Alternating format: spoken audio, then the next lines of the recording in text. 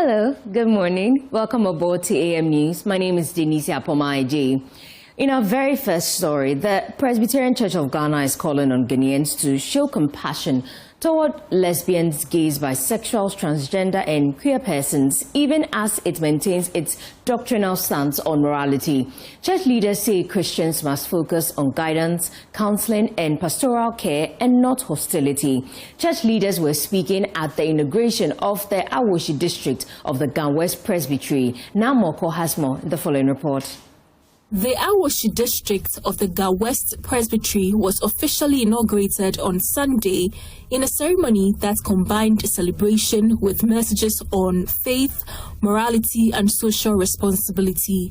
Chairman of the Ghana West Presbytery, Reverend Enoch Ej Pobi, reaffirmed the church's doctrinal stance while stressing that pastoral care should accompany any moral guidance. My take as a religious person, and that my Bible tells me that in the beginning, during creation, God created man and woman, and decided that when he brought the woman to the man, he said, "This is the bone, for bones and flesh.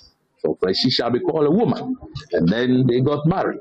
And then we know from Bible too that Sodom and Gomorrah were destroyed and burned down because of men marrying men and women marrying women. God does not like that. And we have also come to agree that, excuse me to say, even animals, man don't chase man, woman don't chase woman. Every animal you see is chasing the opposite. Why is that we human beings want to degrade ourselves and go beyond animals and go and be sleeping woman, and man sleeping woman? That is my take. If you say on a religious background that our religion frowns on it. Lay Representative Mavis Oche urged Ghanaians to avoid attacks and stigmatization of LGBTQ persons, advocating for counseling, guidance and understanding. She said that restoring moral and social values requires compassion, not condemnation. With or without a law, we should find a way to live in sanity. No sane person will go in to do that. And the other aspect, as somebody who is interested in counseling, I think that we shouldn't just leave it loosely like that. Those people might have challenges and they might have very good reason why they want to go into that. And so as Christians, what I would say that we should find a way to make sure we support them and bring them to the right path. But I can't go on to say we should stone them, punish them. But I think that as a Christian, the most important thing in counseling is that you want to bring the person back to the normal track, what it should be. The newly inducted minister of the Awoshi district, Reverend Mrs. Beatrice Kwache, emphasized accountability in leadership, calling on both church and state to act with integrity in all dealings. I have mixed feelings, and the first one is I'm excited to be elevated. Our Master Jesus Christ will one day come, and when he comes, he will give account. So it is a responsibility to every human being that when a work is entrusted to your care, the one who gave you the work is expecting that you account for your stewardship. So accountability is important. Church leaders expressed hope that the new district would strengthen Ghana's moral foundations while promoting a more humane and empathetic approach toward persons affected by sensitive social issues. Now Moko's report read to you.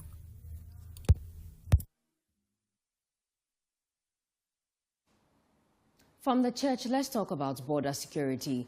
The Ghana Immigration Service is pushing for reforms to strengthen border security and migration management as global migration pressures and transnational crime intensify. At a pivotal meeting with the Minister for the Interior, the Governing Council of the service outlined key challenges affecting efficiency, while government assured of concrete steps to secure Ghana's borders. Details in the following report.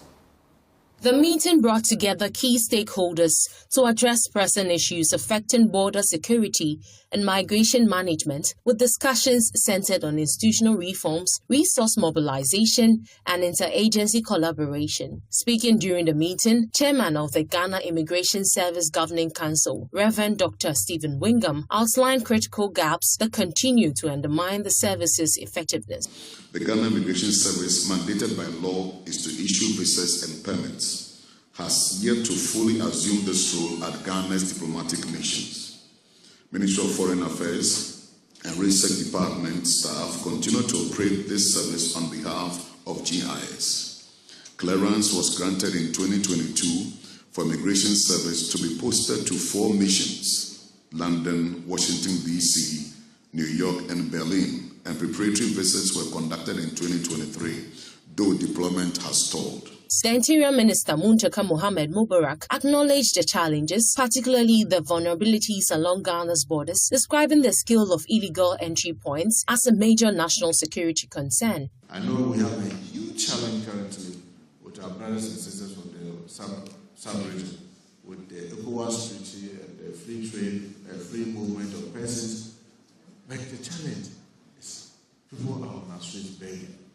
So obviously, we expect the Ghana Immigration Service to be up in vetting promptly. Some of our chiefs are of concern that there's so much immigration checkpoints. It is because of the porous borders that we have. So we want them to bear with us. Without those checkpoints, all of us cannot be safe. The minister revealed the government is already rolling out technology-driven interventions to tighten border surveillance. We believe, His Excellency John Dramani Mahama believes that the time has come for us to have our own system of monitoring who is coming in and who is going out. And this is one of the focus that, by the grace of God, will be tailoring and making sure that it comes to fruition in this year 2026, so that we'll have something that is Ghanaian owned.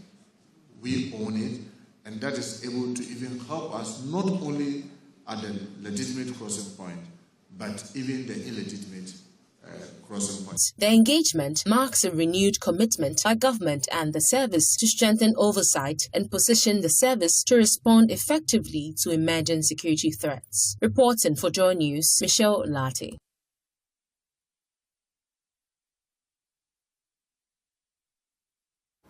Now, the Aircraft Accident and Incident Investigation and Prevention Bureau, established under Act 1028 to investigate, prevent, regulate and oversee the management of aircraft accidents and incidents that occur in Ghana, has over the past 5 years conclusively investigated 36 aircraft-related accidents in Ghana.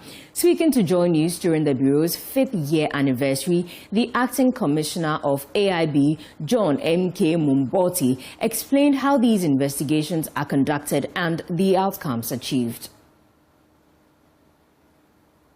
So far, we covered about 30-something incidents.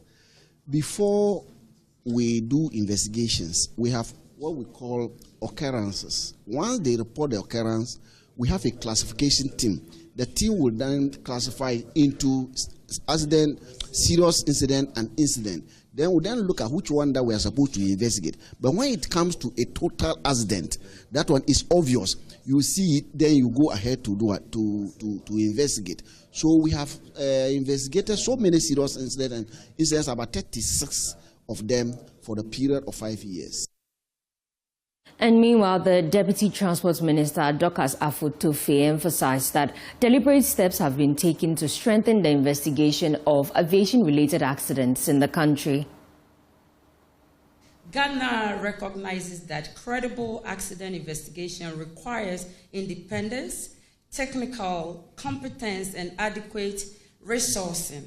For this reason, deliberate steps were taken: 2 separate accident investigations from regulatory, operational, and services provision functions within the aviation sector. Indeed, every accident thoroughly investigated becomes a lesson learned, and every lesson learned is a life potentially saved.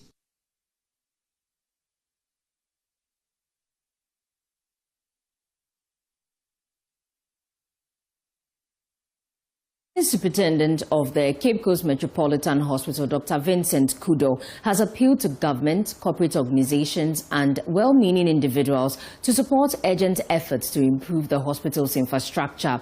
Dr. Kudo explained that poor infrastructure has contributed to low patronage at the facility, a development he says threatens its effective utilization and highlights the need for immediate rehabilitation. He made the appeal during the handing over of a renovated emergency ward, a project funded by the owner of Matlat Hotel in Cape Coast. Born in the Cape Coast Metropolitan Hospital years ago, Lati Hamilton, owner of Matlat Hotel in Cape Coast, returned to his roots to breathe new life into the hospital, undertaking the renovation of a portion of its emergency ward. The gesture is aimed at improving emergency healthcare delivery for patients in and around Cape Coast. His wife, Faustina Hamilton, explains that the renovation is to motivate health workers to give out their best efforts. We heard that doctors and the hospital workers were unable to come here because the place was not in good shape, and so it was difficult working there. So this is also to invite those qualified work staff to feel encouraged to be able to give out their best to this community. So we are here encouraging doctors, encouraging individuals, and also reaching out to the government to come and assist so that this place will enjoy, Cape Coast will enjoy that. Yes, they are very close to St. Augustine's and the other schools, and I think it will be a very good thing if the place is put in shape. While appreciating the gesture, the acting medical superintendent of the hospital, Dr. Vincent Kudo, appealed for more infrastructure support. There's no congestion because the attendance of the hospital itself has reduced. But you could just imagine if patients start to come to that hospital, the challenges that they will face if we continue to have only 2 consulting rooms. So the appeal we have is to everybody in the public sector, or everybody in the public domain, both local and abroad, to help us in terms of renovating or putting up newer structures that are more able to withstand sea salt and corrosion and then dilapidation for a long time. And hopefully we'll be able to maintain these structures at least over longer years to come. The benefactor, Lati Hamilton, also pleaded with government and individuals to help restore the hospital's glory. I hope everybody will do the same thing. I'm appealing to the government and the individuals to chip in and try and bring the place up. From Cape Coast, Abigail Lesel Nkrumah reports for Joy News. From health, let's move to education. The acting Vice-Chancellor of the University of Cape Coast, Professor Dennis Wolanyo Aheto, has called on countries and academic institutions to prioritize internationalization as a critical driver of global development. Professor Aheto emphasized that strong international partnerships are essential for addressing social, academic, and broader global challenges, noting that internationalization fosters diversity of ideas, innovation, and shared solutions. He made the call at the opening of the Advanced Training Week, a collaborative program between the University of Cape Coast and University of Bologna in Italy. We strongly believe that the participants will learn from each other and will become agents of change in their respective universities. The Advanced Training Week hosted by the University of Cape Coast resulted from an MOU signed between the University of Cape Coast and the University of Bologna, Italy. The 5-day event will see delegates from the 2 collaborating universities as well as delegates from 6 other African universities participating in the advanced skill course. Speaking at the opening ceremony, the acting Vice-Chancellor of the University of Cape Coast, Professor Dennis Wolanyo Aheto, highlighted the university's priority in strengthening internationalization. As we chart the way forward, our priorities are very clear here in UCC. Through the Office of International Relations, that seeks to strengthen and deepen students, staff and faculty internationalization, diversify the international student population, enhance and broaden universities' global presence, forge linkages with top-ranked universities worldwide, enhance service delivery to international students and staff, as well as faculty. For those of us gathered here and online, whose core duty is to internationalize our university, we must know that internationalization is not an option, but a must. By making internationalization a pillar, higher education shifts from being nationally focused to globally networked. The Rector's Delegate and Professor of African History at the University of Bologna, Italy, Professor Karen Palava, acknowledged the role of universities in ensuring global future developments. I think that the role of universities in Italy, in Europe, and in Africa, and the collaboration, the equitable partnership between Italian universities, European universities, and African universities is critical in this plan and in these policies. We need to be there. We need to bring our knowledge. We need to contribute with the co-creation of knowledge, with the co-design projects, to be there in the implementation of these development projects. So I think that building this kind of collaboration that we are building through meetings, through correspondence, to collaboration, to joint publication, to visits from our academics to the universities in Africa, to the University of Cape Coast, our students coming and going. I think this is the future, and this is the role that we universities need to have and need to claim within these plans for development. From Cape Coast, Abigail Lissel Nkrumah reports for Joy News.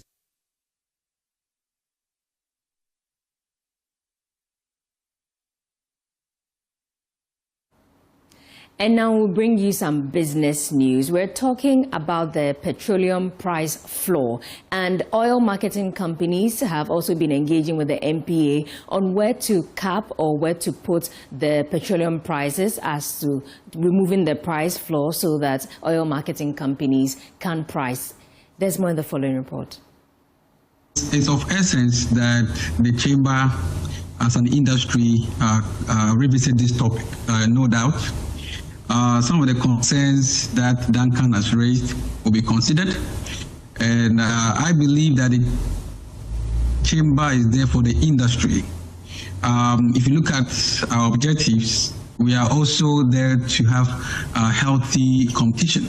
If you ask me if price undercutting is healthy competition, I would say no, citing the fact that the business commerce of these oil marketing companies are not the same.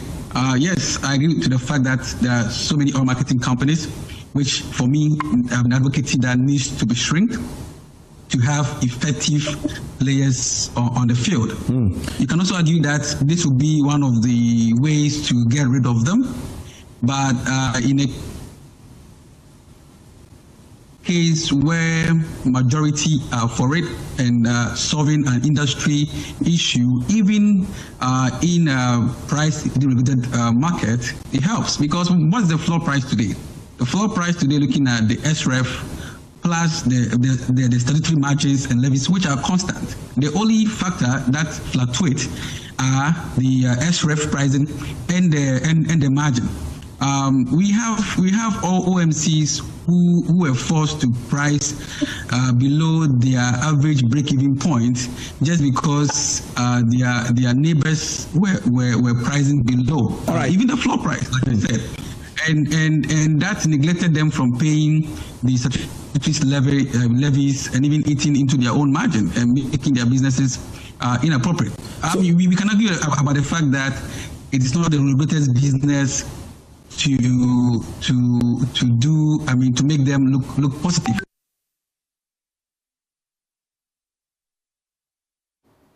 Banks' profits before tax for the first 10 months of last year went up significantly to reach 19 billion cedis. Details in the following report. The Bank of Ghana data showed that profit before tax for these commercial banks were up by more than 40%. To reach this new level, the data revealed that the spike was influenced by strong growth in all the income lines of these commercial banks, with interest income being a major driver. The data again revealed that growth in interest income attributed to the slowdown in the interest expenses due to lower interbank lending in October 2025 compared to October 2024. Another interesting thing that has come up is that after going through the numbers, it emerged that the cost of these banks were going up. Even though this is not the final number, we are learning that things may not change that much in terms of the profit position that was recorded by most of the banks in the country for last year. Let's now check how the cedi is trading against other currencies in our currency market update.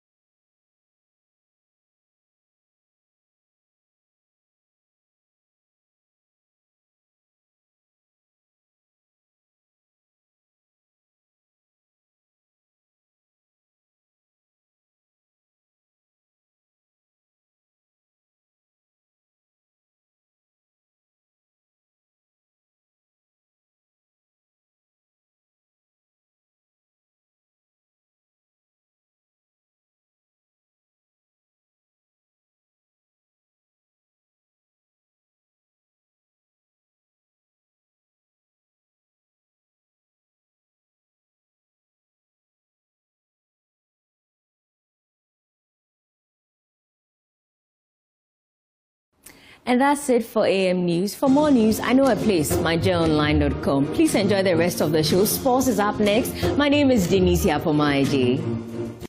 And let's start with the Daily Guide newspaper. Now, Heath Goldfield pays 136 million cedis liabilities to former workers.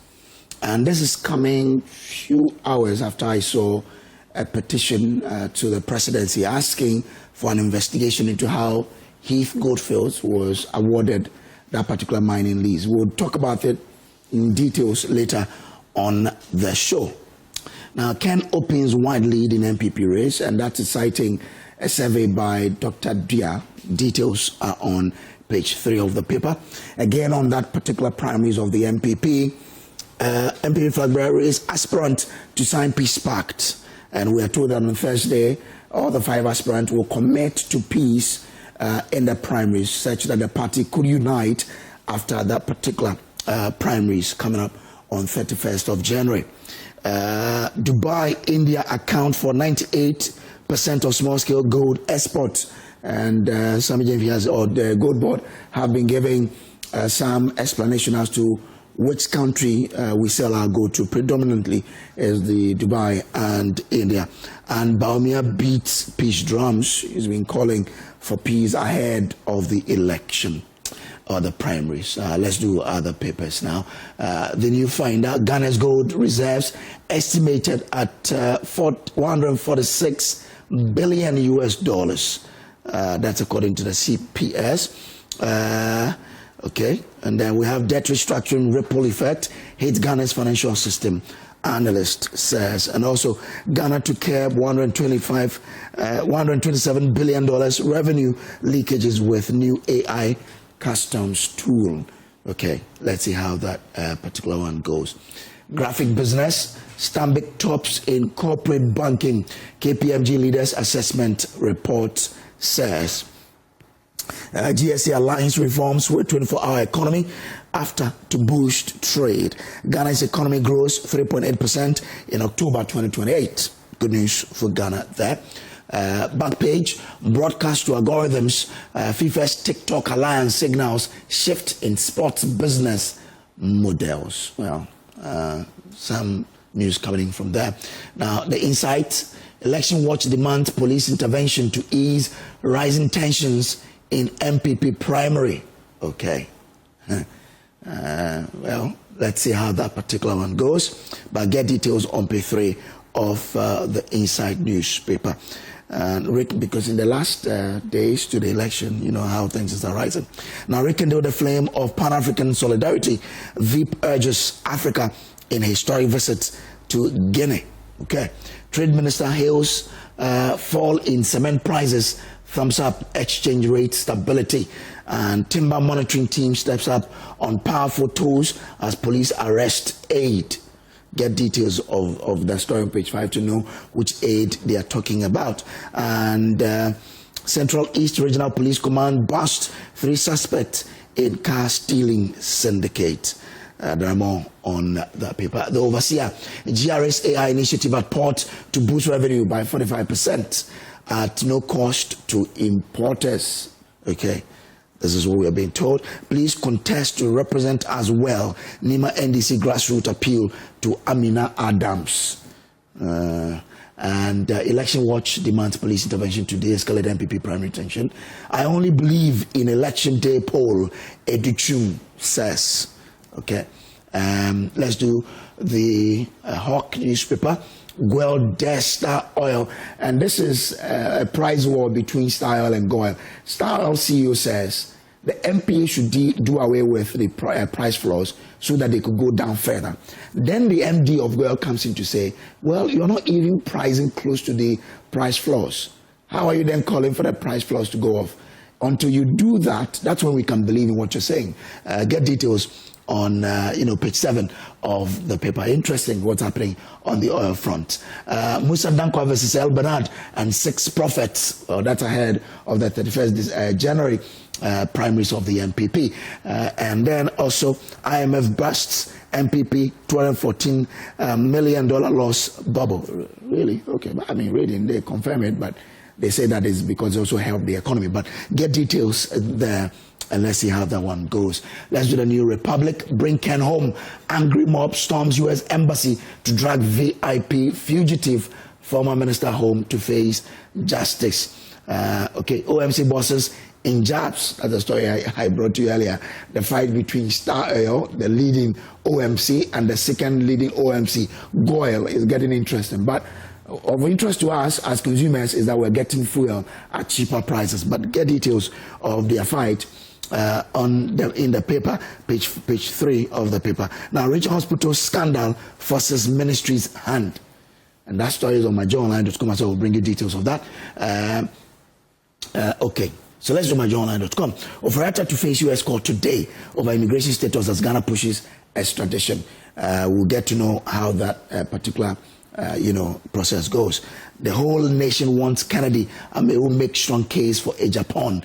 Amwabing open to public service but sets clear conditions, and that's coming from the interview that MFR had with him there. When you believe in God, things become easier. Amwabing opens up on faith and survival. There's a lot from that interview on myjournalline.com. Ghana's mining reforms risk choking investment, says industry body. Well, let's wrap it up here and hand over to MFR Deti to engage her guest. MFR, back to you.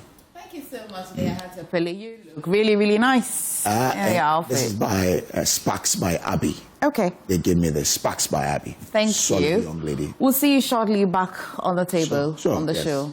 So take a breather. Well, thank you for staying with us. So time now to review the news a lot of matters are rising, including that protest or picketing, I should say, that will happen a little later today. And joining me in studio is Mohammed Baktalia, MP for Sisala East and board member at TOR. Hobson Odoye, Director of Field Operations, United Party. Dr. Benatutu Wahine is a lecturer at the University of Education, Winneba. And as well, Awal Mohammed will be joining us a bit later. He's a member of the NPP Communications Directorate. Gentlemen, thank you for joining me. Good morning. Good morning. Good morning. I really want to start with this picketing that Arise Ghana, backed by Money Ghana, is also happening a little later today. Is it necessary? I start with you, Honorable. Is it necessary? Well, maybe excuse me, before Honorable comes in, you made an appeal. Yes. And I just want to donate. In fact, it touched me. So, they needed... They need 120,000 Ghana cedis. Okay. I am in opposition. I don't have much. So I'll help them with 10,000 cedis. Thank you so much. That's huge. It's not about opposition, it's about the person you are. Yeah. Thank you. Thank you so much. That will go a long way to help her closer to her breathing challenge. But you are receiving for them, right? We will receive on their behalf. Right. We'll make arrangements as well to find how it gets to them. Thank you. And that's we're on it. But Honorable, is this really necessary? Well, MFL, let me say good morning to you and your team. Also to say very good morning to the people of Sisala East. You know, I like their name. Maybe it's coincident. They said, Arise Ghana. And we have a national anthem, an anthem said, Arise Ghana, you for your country. The nation demands your devotion. So maybe that's what they are doing, because we are all involved. Right? Yes, patriotism. Yes, we are all involved to make sure that we get Ghana to the right place. So basically, they are moving the conversation from just political talks on national televisions to real actions, where they believe that it's not only, quote and unquote, the story being told out there that there's some political persecution or deliberate attempt to let somebody look bad. But the nation, as we all are in, is asking for this to be done. And so if they will do it professionally, and I know, to send the right signal that yes, the Ghanaian populace are also much concerned that leaders should be held accountable as enjoined by our constitution or the laws that govern our country. To me, I think it's good. But they should not do it out of the laws of this country, because they are at the embassy. They should portray who we are. They should make sure that they abide by the law and send the right signals, communicate nicely to the American government. Said that maybe it might not only change the processes, but it might speed up or bring more attention to it. Because we know issues about expeditions are issues of law. You can only call more attention to let them understand that no, it's not just quote and unquote the political persecution we are looking at. The whole Ghanaian populace are thinking that leaders should be held accountable during and even after their stewardship. So that's... Okay, I have a few further questions to ask. So let me come to you, Mr. Adoye. How do you feel about this picketing? Oh, I am in total support. And from here, I'll be joining them. That's why I'm in black. In fact, I don't know the group. But you're joining. I'm joining. I only asked yesterday in the evening that who are the organizers. And then I heard Bernard Mornah's name and others. So I called Mornah. He said, oh, yes, they are organizing it. So then I'll be joining you today. They are wearing red. In fact, I come through my and I couldn't get a befitting red. So I decided to be in black. When I step out, I'll just get my red band and then join them to picket.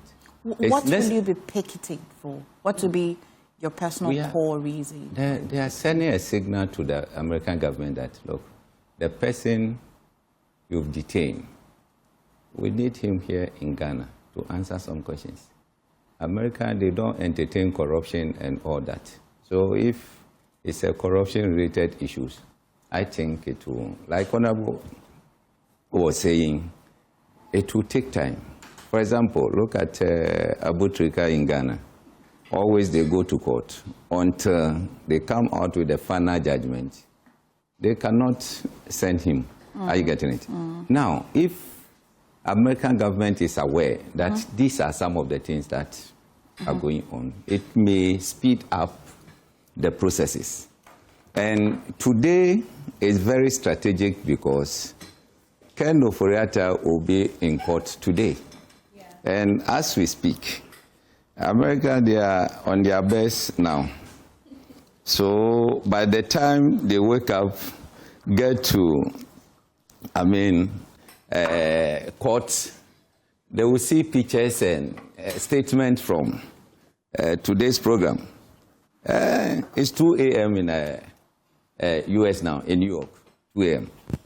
So by the time they wake up, prepare, and then go to court, they will see all these pictures and statements from Arise Ghana, and that will help. Are you getting it? Though today's court is not about Ghana's, the extradition request. It's an immigration issue. But it will also inform, because today, the judge will determine whether Ken Ofori-Atta should be deported or not. Are you getting it? Yeah. So knowing this, I think it will help. It will help, it will aid the lawyer's judgment, knowing that this person in question is having issues. He was a former minister, and they're accusing him of some kind of corruption. They need to also help this country. And once we know that Attorney General has put in a former extradition request, American government, maybe they may also push that one to the judge to study and then take a decision on that. So I would just say that all those going to American embassy, you should know that once you get there, you are in American soil. So you don't go and then misbehave. All of us will be there to control. I asked, they've written to the police, they've given them the assurance that they will be there to support. They wrote to the ambassador himself that, this is what is going to happen. And they are also aware, they are prepared to receive them and all that. So I think it's a good move, very strategic. And we are praying that the American government will listen to the cry of Ghana and bring that man so that all the accusations against him will come and answer. For all you know, maybe he will come and go to court and they say, all the things that you are saying, you don't have any fact. So Ken Ofori-Atta, go home. Just imagine how that day will be for Ken Ofori-Atta and the MPP. Are you getting it? Yeah. If you come and you are not able to also defend yourself, and they say, because of this, you've misappropriated this, maybe this money was stolen, that and that and that. So because of that, you are convicted. Maybe you should pay the money or you go to jail. Just imagine how that day will be for other Ghanaians who want to fight corruption in this country. So I would say, Arise Ghana, it's a good work that you are doing. We are all going to support. I'll be there. And MFA, yes. If Joint News come there, they will capture me. They will know that, this is Obsinadoye standing there. And I have no fear or doubt. I will hold my placard and say yes. I have no fear or doubt that when you say you'll be there, you'll be there. However, Doc, I'm coming to you, and my concern really is that, are we not mixing things up? Are we not putting premium on where premium is not supposed to be? Arise Ghana indeed wants accountability. But if you look at the reason why Ken Ofori-Atta will be going to immigration courts, it's very, very different. I hear the Attorney General saying that they have some sort of indirect or direct connection to why his visa was revoked. Correct me if I'm wrong, but that's the understanding I'm getting. But if I understand deportation processes, you see that it is purely an immigration matter. And if it's an immigration matter, what will Arise Ghana be demanding for? Will their picketing amount to anything at all? All right, so good morning to our viewers and good morning to all of us. Yes, I think that protest is part of our constitutional rights. So Arise Ghana and their leaders, have that right to protest. But as you rightly asked, the merits of the issues under which the protest is going to be held is what I think that probably the leaders could have, analyzed it very well, probably to find another approach, to the issue. But as I said earlier, that is their right, and the decision to go this path is limited to them. But the point still remains that the ICE detention of Ken Ofori-Atta, is quite different, from the extradition, issues. And we need to, as it were, separate the two, and not to put the two together in confusion. My understanding is that the decision by ICE to deport Ken Ofori-Atta to Ghana may be premised on a number of factors. All right. Key among them is whether or not they decide, to bring Ken, or they may equally decide, to hold him there pending decision from the Department of Justice, and other complicated, questions that need to be answered. And so, for me, yes, the protest may be good as far as the leadership and other people may be concerned. But then, as to whether within the laws of the U.S., within, the issues that are going to be heard today in the courts, as to whether that will result in the deportation of Ken. Now, if ICE decide to release Ken on bond, all right, it means that he will still remain in U.S. Is this based on his arguments, what his lawyers will present, based on his defense? If it gets to that point that, okay, we are going to release you, all right, and not hold you again on bond. Is that feasible? Considering it's purely immigration issue. It is. I recognize the other factors. Some other factors, some other people have been arrested based on the readings I've done. Some other people, not politically exposed persons though, but if it is migration, then there's a wider gap between that individual and his political, issues, right? So what it means is that, what I've read is that some people have been arrested in the U.S.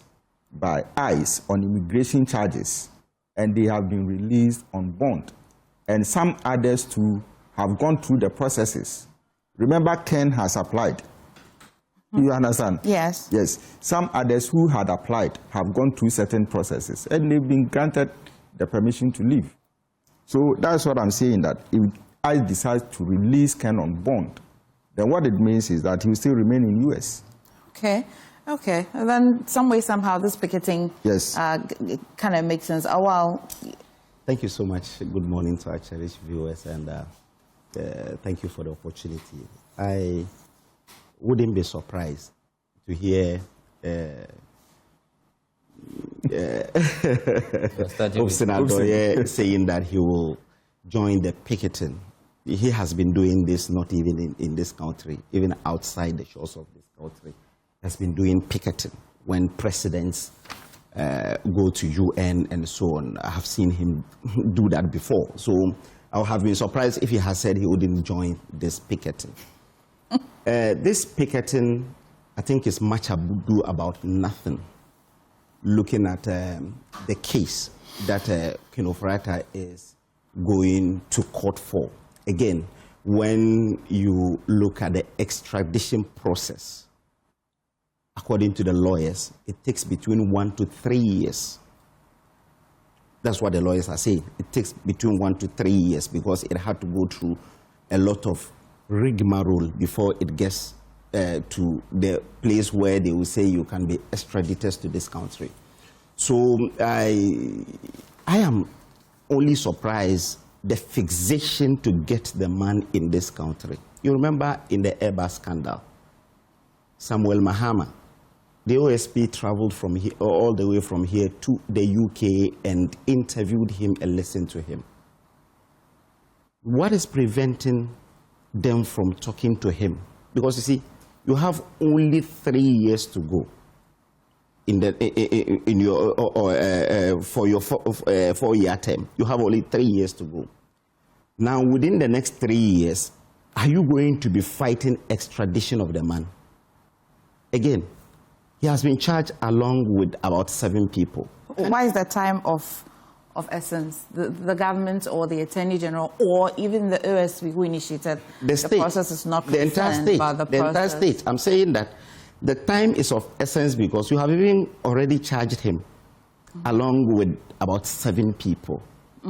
You understand? So you can still continue the case, and if you ask them to enter appearance and his lawyers do not enter appearance, all the things they say against him, he can be sentenced in absentia, as it happened in Sediment. I hear this argument a lot. However, I have not heard any of the investigative bodies suggest or act in a way that says that, well, because we're asking for extradition, the charges or the processes internally have halted or they have been truncated in any way.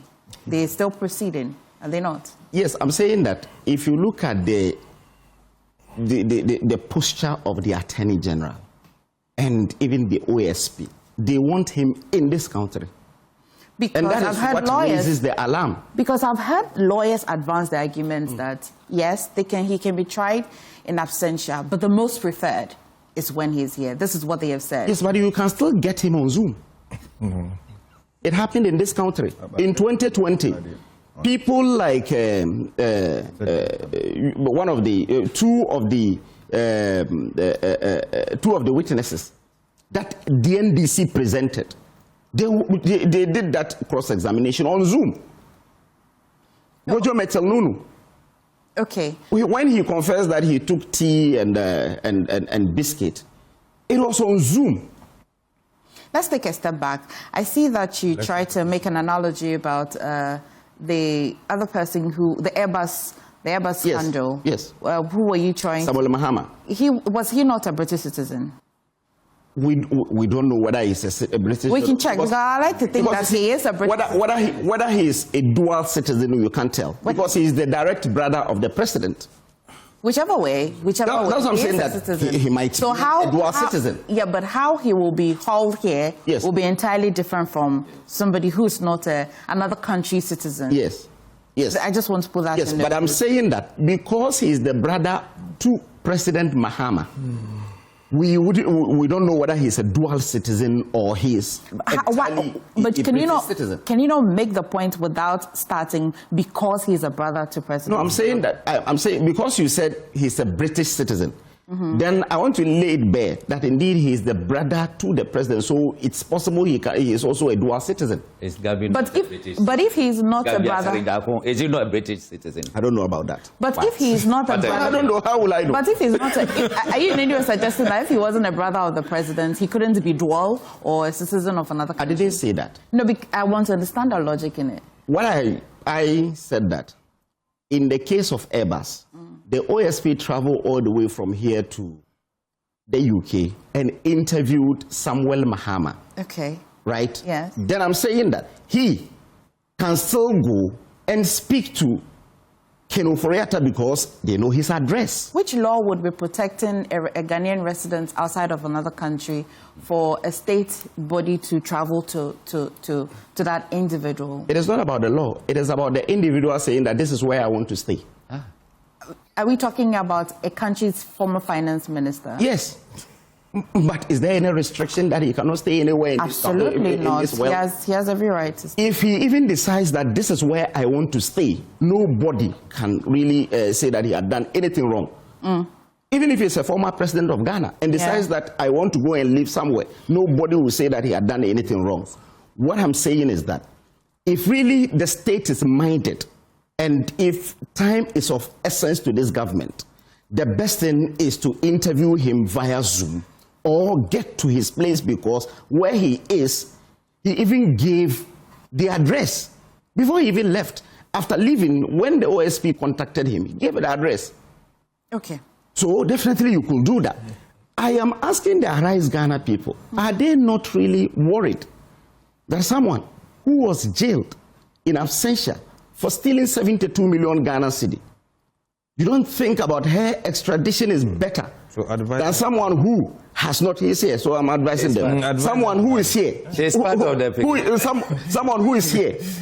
She's right? part. The two. We are talking about the two. Yes, you did not talk about the two, because I watched the other gentleman on the pulse yesterday. He did not talk about Sedinam. He spoke about Ken Ofori-Atta alone. You will see the placards today. You understand? So, but you said you don't know those who are organizing it. No, but he said he spoke to Bernard Mornah. Okay, so he told you Sedinam is part of it. Are you not worried that the co-accused of Sedinam has been granted bail and is now in the house? Ken should come and be granted bail. I'm saying that, are you not worried that someone who has been jailed for 5 years has been granted a bail with only sureties and somebody, hang on, the person was jailed. Yes, he was jailed. He was jailed and he's been granted bail. Yeah, he has been granted bail by the Supreme Court just last week, yes. The charges were not dropped? No, Daniel Azim. No, what happened? Daniel Azim has been granted bail. What happened? He went to court and he has been granted bail. I'm saying that. Are you not worried? No, just for maybe I missed that point in discourse. I mean before, but I wouldn't know how a court has jailed somebody. Yes. It is in its entirety. There's finality to the matter. The person doesn't appeal, and then they grant the person bail. That's why. That's my confusion. No, I said he has been granted bail by a court. So it means. So he wasn't jailed. What is your It's appeal. No, he went to jail, has spent more than a year in jail. Appealed the matter. Appealed the matter, and he has been granted bail. This is more situated. You understand? He has been granted You agree, bail. right? One of Sedinam's, the one who did that with Sedinam, has been granted bail. Sedinam is already there. Ken will be granted bail, don't worry. So the difference here is that looking at those who had really gotten bail in this country within the last 1 year, who are NDC affiliated, compared to people who had really been granted bail with stringent bail conditions, it tells you that Ken Ofori-Atta, what they want is for them to get him here and persecute him and give stringent bail conditions. Because you see, if you want him behind bars, continue with your case and jail him, so that the extradition, he will come straight to the bail, to the like the jail. case of Sedinam. Exactly. I'm saying that if really what Sedinam started the court process here and ran away. In fact, getting to getting to judgment time, he sought permission to go for a check. Oh no, please. Sedinam was cross-examined in court, and they closed his cross-examination. So what are you talking about? No. So and she absconded. Did she abscond? So are we saying that Ken absconded? No. No, Ken left this country when nothing has started. Sedinam went and Ken, when he was leaving this country, he wrote to the chief of staff, current chief of staff, that if you need me, no, I'm coming. This is the letter. Let me finish. This is the letter. Which one of the letters is this? Ken Ofori-Atta's letter. Okay. Office of the Senior Presidential Advisor, Ken Ofori-Atta. Then request for approval to travel for medical checkup. Yes. Listen, greetings. 1, trust this letter finds you well and in high spirit. 2, this is to formally request your approval to travel to Rochester, Minnesota, USA for medical checkup from 4th January to 28th January 2025. Yes. This letter is dated 2nd January. Yes. Now, And you've given, wait. You've given a specific period that you want to spend abroad for checkup. 28th January. And now, we are in 2026. 20th January. So let me answer today. Almost 1 year. His health, anything can happen. Let me answer that. His health? He has an answer. No, let me answer that. Answer. When he gave the time frame that he wants to go for a medical checkup, later there are letters, if you can produce those letters too, when he told them that he was to go through a process. His doctors wrote to this country, wrote to the OSP and told them that you will go through a process in June. You recall, and the reason I don't want us to bring it out. The reason I don't want us to assume the positions of those investigating him would be that there has been a few pushbacks. The OSP will come and respond and all of that. So if we pick and choose, because don't forget that the OSP has constantly said that none of the letters suggested that he is he is unable to travel on board. That is come to Ghana. That is the time frame. The OSP, but his lawyers are saying that he cannot travel. But I'm telling you that the OSP says that he has no medical record to confirm that he cannot travel. And his lawyers are saying that from their interactions with his doctors, he cannot travel. But I mean, you know how it's done. You have to provide... So the question is that, why do you still want him here in Ghana? Because even if you get him here in Ghana, he can choose not to speak. Yeah, but why Yes, he can choose not to speak. But Awal made an important point. Yes, I want to come be honorable on that. Awal, you made a very important point that what is giving the former finance minister and people who wish him well that feeling that NDC, those who are charged under the NDC regime are treated in a way that he feels he will not be treated well. Yes. He made that point. It's not a cause to worry. You see, we will always have this kind of feelings. The one who is pursuing him today was not appointed by John Dramani Mahama, president. He said, it matters. It matters. It matters. Is he the only one person? It matters. The Attorney General is saying that he has a litany of cases that he is waiting for him. Yes, he's waiting for him to come. The one pursuing him today, strongly, was not appointed by John Dramani Mahama. No. And for that matter, you see, normally there should be reasons why we have laws governing us. And but Honorable, sorry. Yeah. I feel that as to whether he was appointed by Nana Akufo-Addo is immaterial. I feel that it's in the interest of the state. Exactly my point. Exactly. So exactly my point. So the way is because that kind of feeling. I am only reacting to the earlier premise. No, I'm saying that because of what he said. Then you are twisting it. No, I'm not. He twisted something. I need to twist to correct it. That's what I'm doing. So because the point is that we are all trying to say that we are running a country. They are picking the feeling that Ken is targeted and will be handled in a particular manner. That's the feeling. Is that a feeling? That's a feeling. That is what every Ghanaian knows. No, that's you. That's what every Ghanaian knows. Because that is what you're saying. That you see, ORA has done a work. They had mentioned over 50 cases. Yes. In the 50 cases, Ofori-Atta cannot even constitute up to 10. Yet, the other people in the ORA cases are in this country. No one is pursuing them. No one is pursuing the 21 billion. Who said? Now, but in the last 1 year, how many cases are in court because of ORA? How many cases are in court today because of ORA? And you don't decide. Let me tell you, they brought litany all the cases in ORA. It is only one that is in court. They brought litany of cases. The truth is this. Yes. They brought litany of cases. God has the Attorney General. Whatever we are discussing, right? With regards to even Arise Ghana and whatever it is, I still believe strongly that if the Attorney General doesn't get things right, he himself has said that it will be very difficult getting Ken down. Yes. Isn't it? He has said it. Yes. The Attorney General has said it. And I believe that if they are able to present facts, okay, to the Department of Justice, which has the final authority to determine as to whether they will deport Ken or not. No, it's the court.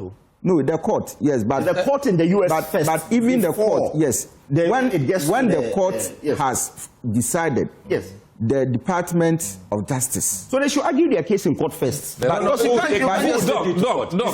should understand that. We try to be decorum. Government of Ghana is writing to the Department of Justice. No, the point is that, are we also told in this country by the High Commissioner that even though Ken was arrested by AS, they saw FBI around that?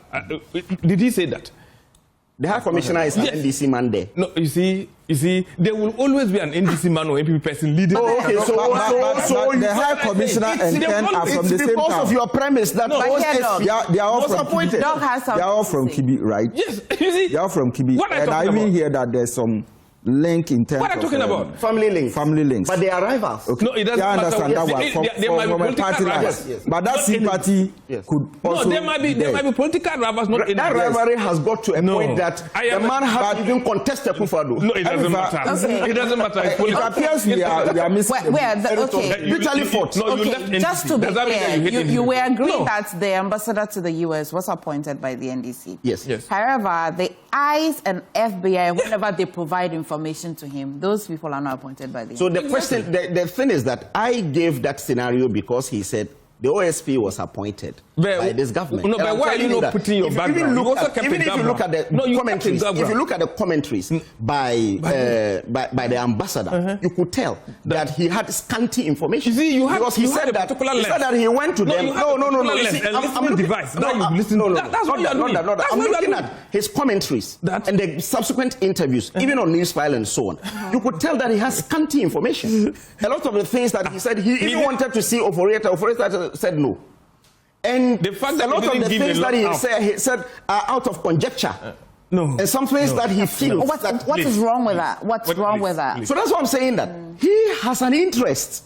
That is you talking yes, about he has an interest to even bring him here in Ghana. Importantly, you understand? So because he has that interest, we can only trust ICE and FBI and the other people's sources. If he is to tell us that he communicated with FBI, he should provide documentation, because you see, you cannot be doing verbal communication with the FBI because you are a representative there. But we've seen the FBI. Well, I won't bring the FBI. ICE, as an entity, is very relentless. They put out information anytime. Exactly. So which information they put out against him? Anytime the ambassador says something, FBI, the ICE would also provide their PROs, and does it corroborate? They don't respond to him. Whatever they gave. I'm saying that they have never responded to him. They only give information.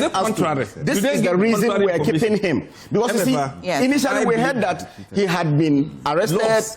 And he had been handcuffed. They brought in some AI pictures and so on, that he had been handcuffed and so on, arrested. Our laws have... And he came to say that indeed it had to do with some extradition processes and so on. I said no. Okay. I want to just just ask him to come and you stop this in a brief point. You see, Awa is just mixing a lot of things. Number one, the man who created the Sedinam issue and the Ofori-Atta's issue are two different cases. They are different too. Number one, Sedinam was arrested here in Ghana. He was put before the court. He started the processes. Sedinam was cross-examined in court by the then Attorney General. And they finished with her cross-examination. When you finish, that is not the end.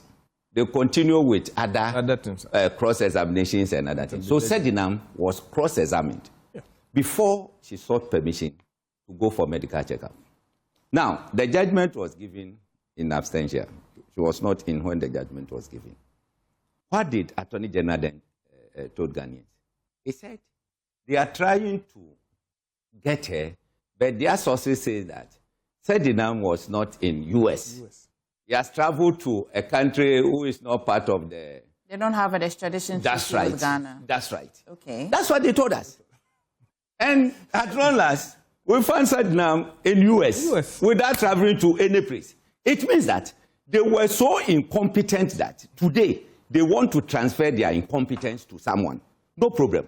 Now, Ken Ofori-Atta's issue. He said he was traveling 2nd January and come back 28th January. That time, this government has not been handed over to. So they were in transition. We were in transition. So it matters what happens during transition. Yeah. So the approval was given to the old chief of staff, Akosia Fremopari. She gave the approval. Are you getting it? Yes. Now you left. Now they've seen that this and that. Come. You say you are not coming. At times, even one of the letters from the lawyer says they don't even know when you'll be coming. Yes. Maybe they were waiting for Amechidom or whatever. We don't know. Are you getting it? So that one is different. Now, if you try him in absentia, and then he is convicted and jailed, what will people say? If Ken were to be here, maybe it will go different way. No. So we are not going to listen to what they are preaching that we should try him in absentia. We should try and bring Ken to come and then answer questions. Why the fixation? No, it's not fixation. He needs to answer. Maybe at the investigation stage, they will say that, wait. I need that answer. Yeah. They will find out that, even these accusations are baseless. So Ken, you are free, go. Without even going to court. Yes. Are you getting it? What can be done in absentia and non in absentia that will be different? No, I'm not a lawyer, so I may not know. But in the public court of opinion, people will say, this is not fair. You should have waited for this man to come so that you would try him. That he did not even answer a question. He said Zoom. No, we won't zoom in. But today Zoom was election petition. It was not a criminal. Yes, it was are you getting it? It was not a criminal thing. That's true. No, but it was not a criminal thing. It was criminal laws are made. It was election petition. Punishments are prescribed to serve as deterrents. When we allow people to have things in their comfort zone, it means our laws are not biting enough. I am not like this way calling him that he's already guilty. That's not what I'm saying. They will encourage our politicians to loot so that when they lose power, they just we have a run away of our laws, and we should be able to implement that. What we are saying is that, yes, you even at a point said that you don't want to cost this country so much, so you are even working without taking salary. Yes, we agree. Today we are saying that don't let us spend so much bringing you. Just come and answer to your street worship. What is wrong with the Manuel? No, evidence have proven today. This man, let me tell you, he's in the hands of what? Another authority. He's well to be in detention, but not well to be back in Ghana. He's well to be in detention. Yeah. When they picked him on the street. No, they didn't. That I don't know. Why did they picked him on the street? No, in his house. No, by his house. It was by his step out and they picked him. He came out. He came out so he shouldn't walk. He shouldn't do anything because he has questions to answer in this country. No, that I'm saying. This is one of the reasons it is difficult. You see, on Salinam Tamaklo, she was jailed on 17th April 2024. Yes. And the extradition process started in June. This was settled on Joy News File last Saturday. That indeed the extradition process put in by the former Attorney General is what they have acted upon. And but he's giving her pushback. So what are you saying? That's you just lied that indeed we didn't do anything out of our incompetence. No. When in actual fact, it was even settled on News File last Saturday that indeed detention has to do with what the extradition process started by the former Attorney General. So it means that it's the same thing. Because when we told in this country that means even though we did not sit on our horse. Even though we wanted her back. A visa will be expiring in November, they got it revoked somewhere in June. This is also in contention because his lawyers are saying otherwise. So that's what you're saying. No, the lawyers are saying otherwise. Which of his lawyers? The one in the US? No, those in Ghana are saying that it has not been revoked. Did you listen to Ambassador? It is his time is getting closer. That is what they said. His time is getting closer. That is the reason they had arrested him. And ICE will arrest you when you're... Well, that's what they said. From what the Attorney General had said, okay, three things. Ken had applied for extension of visa. Yes. He had applied for citizenship, the green card. Adjustment, right? Okay, yes, that's the adjustment. And then the third one is that there has been a revocation, of his visa. Yes.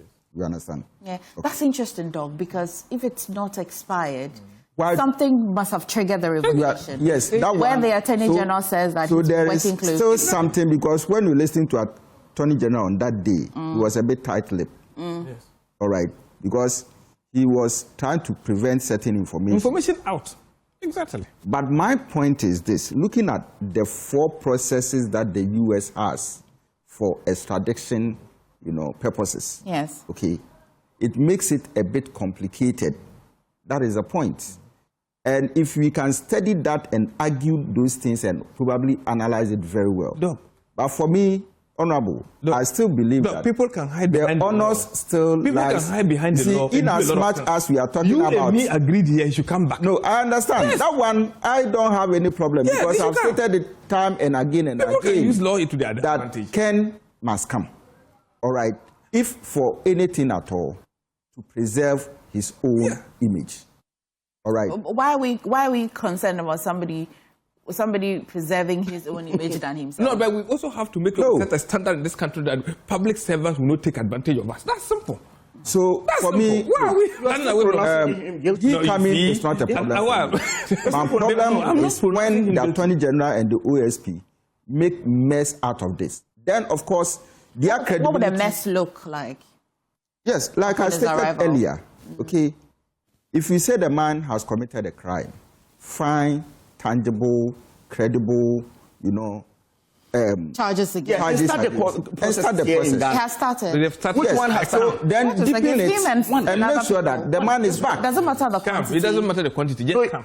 The OSP is saying he has this one case against him. Yes. The Attorney General said he had litany of cases, but he had not started any process to charge him. But don't forget that this extradition is solely indirectly for the OSP because our laws say that it is the Attorney General that's solely mandated to trigger the process. Yes. So this does not mean that the Attorney General is extraditing him because he has a litany. That's why he said. The Attorney General on said that he had litany of cases. That's there. But this particular extradition, what do you think is doing? This extradition. It's in 2 forms. One is that the OSP is looking for him. Yeah. 2 is that the Attorney General says he had litany of issues that he wants to also confront him with. But the OSP, I'm saying that the OSP is looking for him, but the OSP has gone ahead to charge him before a court. Okay. That is very important. A lot of people what Doc is saying, which I think I agree, is that if there are litany of cases, process the cases and start the processes whilst you also continue with the extradition process. But why the fixation on the Attorney General's? Exactly. You see, the challenge is that we had a government that came in and said that, well, we had done a lot of damage to the economy of this country. Let me hear him. He said we were corrupt government officials. Yes. They came with an order that said that Ghana will be able to retrieve $21 billion from Ghanaians alone who are former government appointees. Yes. Now, for the last 1 year, in the ORA document, it is only 2 cases that are in court today. Yes. Are you mindful of what the Attorney General says? What about the quantum? Even though the 2 cases can be up to 20 billion. Meanwhile, 100 cases might be up to 1 billion. You're working. Why are you not looking at it? You remember when he came and was discontinuing the cases, filing nolle prosequi and so on. A lot of people chastise us that, well, if you really were minded, you could have concluded the cases. You understand? Because you see, some of the cases travel for 8 years. Some travel for 3 years, 2 years, and so on. We know the rigorous process of the court here in Ghana. If you really have a case to prove, start the process in court whilst you process, because he's not the only person. There are other accomplices according to the Attorney General. So if there are other accomplices, start with them. So that when the process gets to where he will have to be cross-examined, you see how you'll be able to do. If by then he's in this country, you do that because you can still start the cross-examination with the others. That's what I mean. But you see, when it gets to cross-examination, who sits in? So you see, that's what I'm saying. That when you file, you will know whether his lawyers will put in their defense or otherwise. You understand? No, you file against him. He has lawyers in this country. The lawyers can still enter appearance. Do you appreciate the nuances and the challenges of an Attorney General starting criminal charges against a former appointee of that government? Because you know how the extradition processes are. The U.S. will not allow if the optics look like it is a witch hunt, no matter what. Do you appreciate why it is the OSP that triggered the process? And so despite the Attorney General having a so-called litany of cases, he wouldn't start it at all? You see, when you look at the cases that are, the processes that we're seeing today, and what the Attorney General... Please land and let me have an honorable response. What I think is that they only need Ofori-Atta here. Because you see... Who are they? The government. The government. Because you see, you said he did a lot of things with some people. So until you get him in this country, the rest of the people will go scot-free. As a political party, have you done any internal assessment whether or not to see if he's a person of interest you would also like to answer questions? He wouldn't say it here. They've done it a lot. No, you see here. I mean, I'm asking this because when I engage with people like Doc, resource persons and all, yesterday, for example, I had one of our panelists, Lomluka Alija, he mentioned that it had my attention. He said that as a political party, do we take a step back to actually want to even say that despite this person is part of us, we also have an interest in these cases, whether or not they are true. We want to look into it. You see, the onus lies with the state to prove that someone has committed an offense. But that's not in dispute. It is I'm not asking about as lay people. It's not the party who will sit down to really do an assessment and think that he's guilty. No, why are you can't do that. Why are you then doing it is the state. That's not my question. No, Listen to the question. I'm saying that it is not the question. Again, when we lost the case, when we lost the elections, they have done the first thing the president, the former president, he did not get the question. If you can ask the question again, you answer. When we lost the elections, the first thing the former president said is that all appointees must remain to account for their stewardship. Okay. If really they are called upon to do that. When was Dr. Baumia also made mention of the same thing, but we said when was that? What's his story? Yes, it was somewhere March. Okay. Somewhere March. Yes. That time Ofori-Atta has gone. So I'm saying that. He said, stay and come back. Whatever be the case. You understand? Do that. And we are saying that we are not against anyone. Anyone at all. Why are you defending? Being hauled before the court. But you see, you have the penchant of attacking the credibility of people, and you are not able to prove them in court. In 2008. I want to hear him.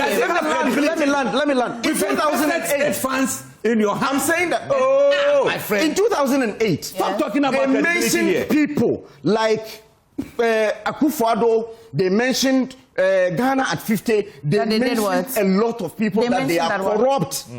In press conferences by the current General Secretary. Nobody. You remember they said foreign affairs, it was about Gambia issues. Yes. The Gambia issue. You mentioned people. You sent even people to court. Asabi was traveling with his wife. He was arrested in airport. He came to this country, went through the process and won the case in 2015. Why wouldn't this one come? That's what I'm saying. That when we accuse NDC of corruption, we are able to prove. And about 15 people have been proved to you. I'm saying that in the history of this country, in the history of the Fourth Republic, if really someone is giving a politician a bad name, it's the NDC, because from 1992 up to today, there is no single person who has been convicted by any court of competent jurisdiction in this country for corruption and anything. Awal has my attention because Mr. and Honorable and Dog, persons like Dr. Korna Bonfe, Kabila, he says that there's too much theater. And that the Attorney General can proceed. What he's saying, let me just pick Awal by his point. He's talking about Asabi. Asabi was, in this country, given the trial and he won the case. No, that's what you said. No, I'm saying that he was going outside the country with his wife. And they was arrested in airport. He wasn't out. He was brought back. I'm saying that he was brought back and the trial started. I'm saying. And he's airport in Ghana airport, or he had gone. And then he's still in Ghana. Yeah, I'm saying that. The point Once he was traveling, there was no case. Let me just clarify. Let me just clarify.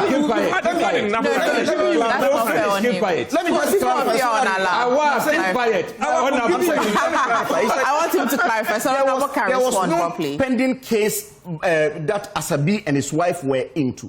Fair enough. He was only traveling. That didn't know that there was any case. Fair enough. Giving so. I am saying that Asabi was charged. Well, before he was traveling. Before he was traveling. Where did he get his passport? Where did he get his passport? We organized the investigation. No. Where did he get his passport? What are you talking about? If he was in court, where did he get his passport? When you are charged does not automatically mean that your passport is almost all. Let's be honest. They are all taken. All. When you are charged, does not mean trial has started. 3 years. The fear has been that. Let's make this point. On this table, he's been trying to push strongly the point that NDC or the government is persecuting what? Ken. Believing that when he comes here, he might not get fair trial. In his own submission, he indicated that someone like Asabi, who was even stopped at the airport, arrested, eventually got what? Free, because he got what? A right process being taken. So what is the fear of Ken? But his image was... No, what's the fear of Ken? What do you mean by his image was dented? Wow. You see, before the elections, Fifi Kwete had there are remedies in our street. There are remedies. People like I said there are remedies. Charles Bintim. Those days, I didn't even know where Ring Road was. You see? He said Ring Road, Barclays Bank, he pushed 2 million Ghana cedi. He mentioned all these conversations. At the end of the day, they won elections and they couldn't get a single person. I am telling you that our laws provide remedies. Just hide behind. Our laws provide remedies. Do you remember this famous saying by the then NDC chairman, Kobranje, the late? Yeah. That there are so many ways. So many ways of killing the cat, yeah. Do you remember? And they said they will catch. Wait. In fact, because I'm from the Volta region, it's true. There are many ways of killing a cat. Yes. let me tell you why. They went to court and they were basing on technicalities. Not the substance of the matter. But it's not true that is said in court. Please, he allowed you. Can't you listen to me? You won't even listen to anybody. We gave you the time. Today you have had a good time. Yeah. Okay, we don't want to be shouting. No, that's why. This is a very important courts were dealing with technicalities instead of the substance of the issue. Which is all part of our laws, right? Oh yeah, it's part of our laws, yeah. But you can avoid at times people will intentionally use that aspect and then throw your case. But if the law allows it, exactly. I am making a point to what Awa said, that NDC came to power and they couldn't jail any of their members, but they have jailed NDC. And I'm telling him this time round, they are going to get round for their money. No, but even that I sat in the meeting that time. Yeah. May his soul rest in perfect peace. Professor Ivas Atamis, the then president, he said that there was a case in this country, Hodare Okai, and he doesn't want the repeat of it. What case is this? He doesn't. Hodare Okai. Hodare Okai, yes. Yes. He doesn't want the repeat of it. Even the point is that it's just someone who was just removed from GRA as Deputy Commissioner General or something like that. No, what happened in court? Because it means that it's better, the law, the principle is that it's better to allow 1,000 people go free than to jail one person wrongly. Yes. That's the principle. That's the principle we're talking about. Look at Atu. That's the principle we're talking about. Look at Atu Fosin. Had there not been some interventions like Atu Fosin may be in jail? Yes. Wrongly. Wrongly. Are you getting it? To go and call someone that come and lie so that we can jail this person. You see? And you are here. All political games. Okay, Dog, I missed your voice on this matter. Atu Fosin has not been discharged and acquitted. It is only Nole Prosequa that the state had entered into that case. Atu Fosin? Yes. Atu Fosin was given a judgment. No, there was no judgment. I think there was.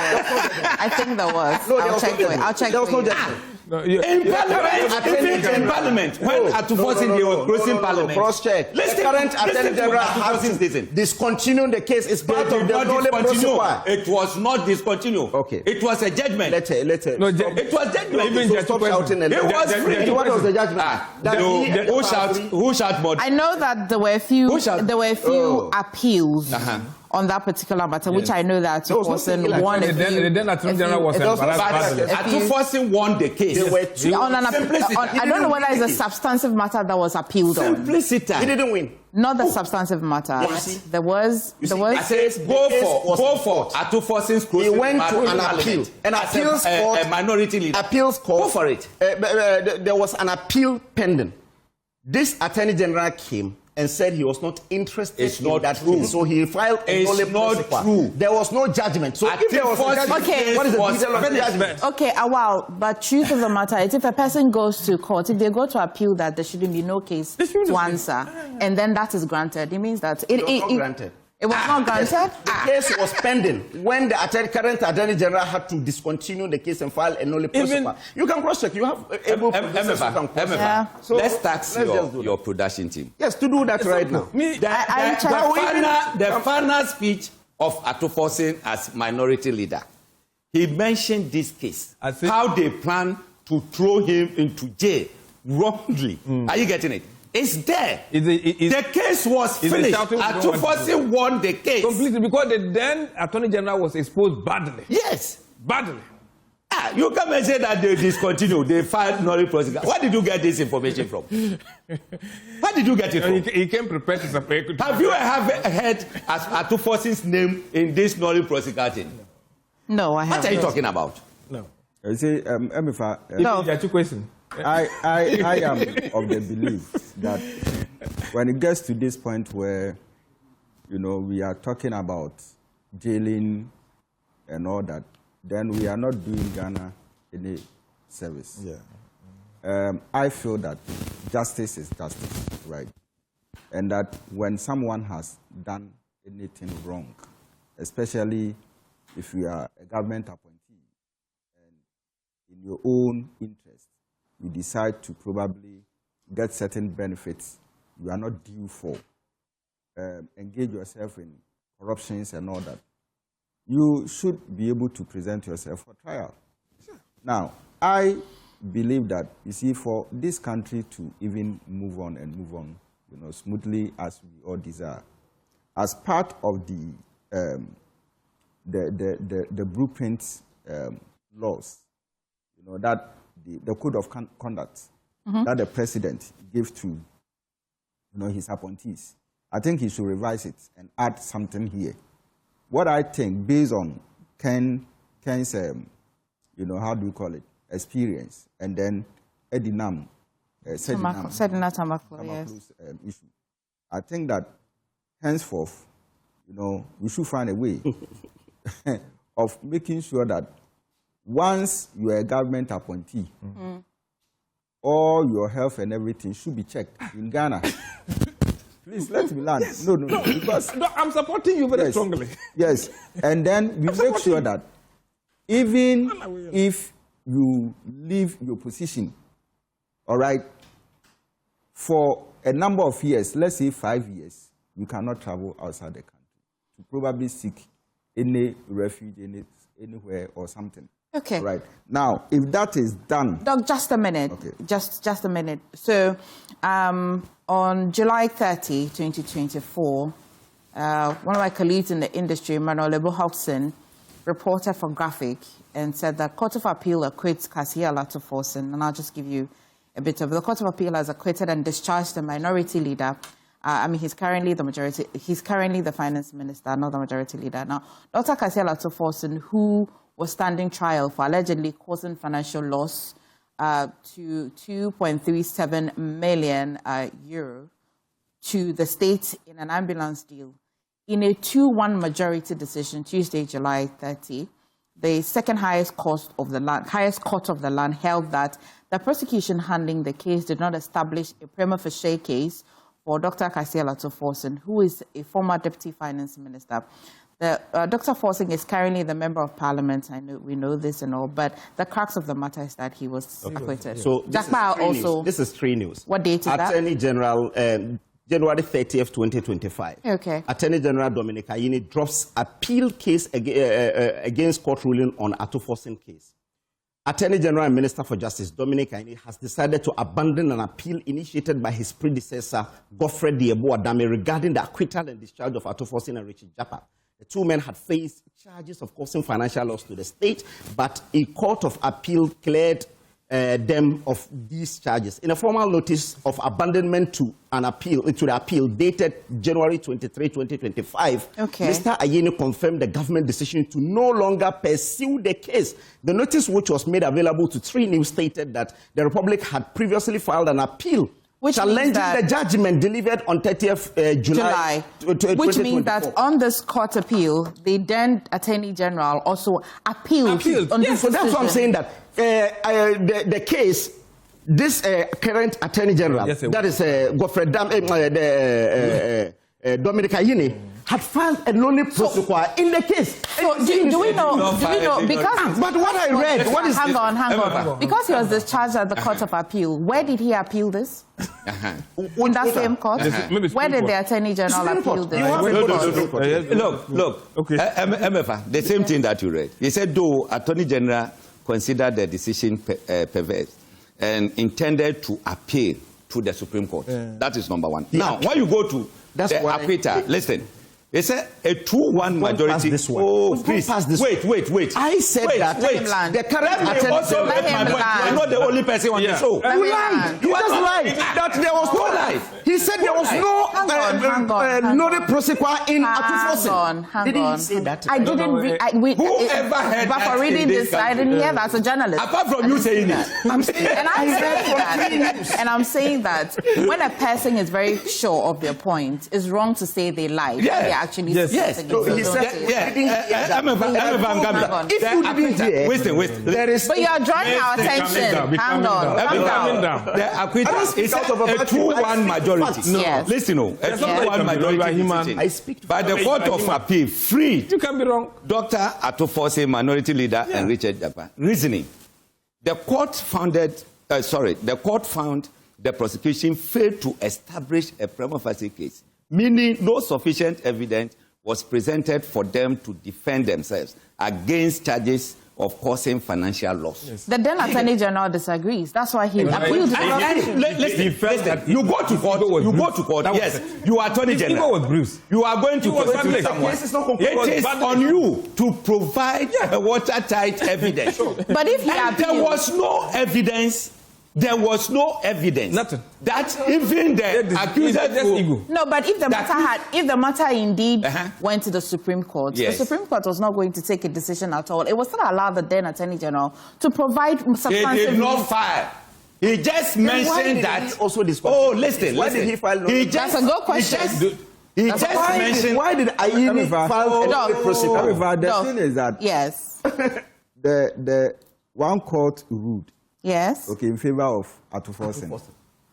And then the Attorney General... The state felt that his ego was bruised. Exactly. No. His ego was bruised. The state says we are losing 2.4 million euros. The Attorney General felt that our ego was bruised. Badly. So he did. Isn't it? Yes. Yeah. So these are do we know the month? And now the current Attorney General discontinued the case. Do we know the month? In January, yes. You read it? No, that's where... So, Amifa, you see, this is the notice. This is even the notice. But now he plans to challenge. Maybe please take note. He says that it's not announced. Please take note that the Republic, having previously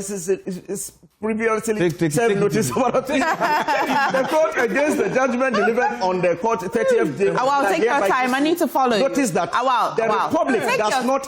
Awal, I'm with you. Take it again. Okay. So the Republic, be calming down. You know, the Republic does not intend to further prosecute the appeal, but the Republic abandons all further proceedings with respect to this matter from the date of the notice. No, which month was the appeal filed? By the they prepared the appeal. They did not file. The Attorney General couldn't have discontinued in the case. When there's no case. No, if we just add. No, a nollie specifies a constitutional power. It is when the case. Current Attorney General was part of Atufosin's legal team. True or false? Fair enough, but whichever way, we're saying that. I'm making a point. Yes, I'm making a point. He was part of it. Okay. He challenged it. And then the court established that there was. My Joy Allah has captured it very well. Ayini's discontinuation of ambulance case was to protect his former client. No, which month? Dominic Ayine was part of Atufosin's, maybe a lead counsel or something. And then he has seen at the court that there was no case. Are you getting it? So why should he come and then waste time on this and then waste state resources on this case? That is another leg of the argument. The previous leg where Awal is advancing is that if the current Attorney General discontinued, then there was a matter in court. The judgment was a very bad case. I discontinue Atufosin's case because he was a victim of political witch hunt. No, this is not true. This is AG. Is it not true? But you said there was no pending case. Atufosin said he's not going to You have your win in your cup. You have your win in your cup. No, yes. No, which I'm saying that Atufosin said he was not going to support levy. And you decided to prosecute him. The month. Or is it July? July. Yes. So when did they go for the? No, what I'm saying is that the month, the year is quite irrelevant. Once the once the Attorney General invokes his constitutional power of nollie prosequi, there must be a matter in court. We went to that's a finality. Then when and how does not matter. There was a finality. It will be a problem if we go and there was no matter in court and the Attorney General now initiates. That will be a problem. You let me see that problem. Are you not confusing our? Where we are actually. Let's get back to the matter. Let's get back to the matter. Because I can't tell the month. Beyond the government, the current government, wanting the former finance minister coming to Ghana to answer questions, which the NPP also believes that the processes can go through finally fair without him being here. There is a thing called the public as well. Do you follow the public discourse? Yes, I do. Are they in their right means to say that the former finance minister should return home? Yes, you see. He says like, oh, a father cannot abandon his children. Yeah, you see, for him coming into this country to answer all these questions, I am for that. But you see, our apprehensions are the people who had stayed back. I mentioned this last week, and I still have to reiterate it. The people who had stayed back have stringent bail conditions that even the I watched Haruna Idrisu saying that he is against bail being used as a form of punishment. Someone who has been jailed for 5 years, he went for an appeal. He was granted bail with only 2 sureties. Nobody asked him. Stayed in court for 1 year. Stayed in prison for 1 year. I'm saying that. Add that.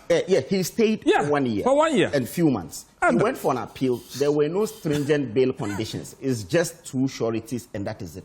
So if he absconds, it will just be like the case of Sednam, because when Sednam left this country, when she had to leave this country, 2 people stood surety, Alex Mood and Gavena Tamakulu.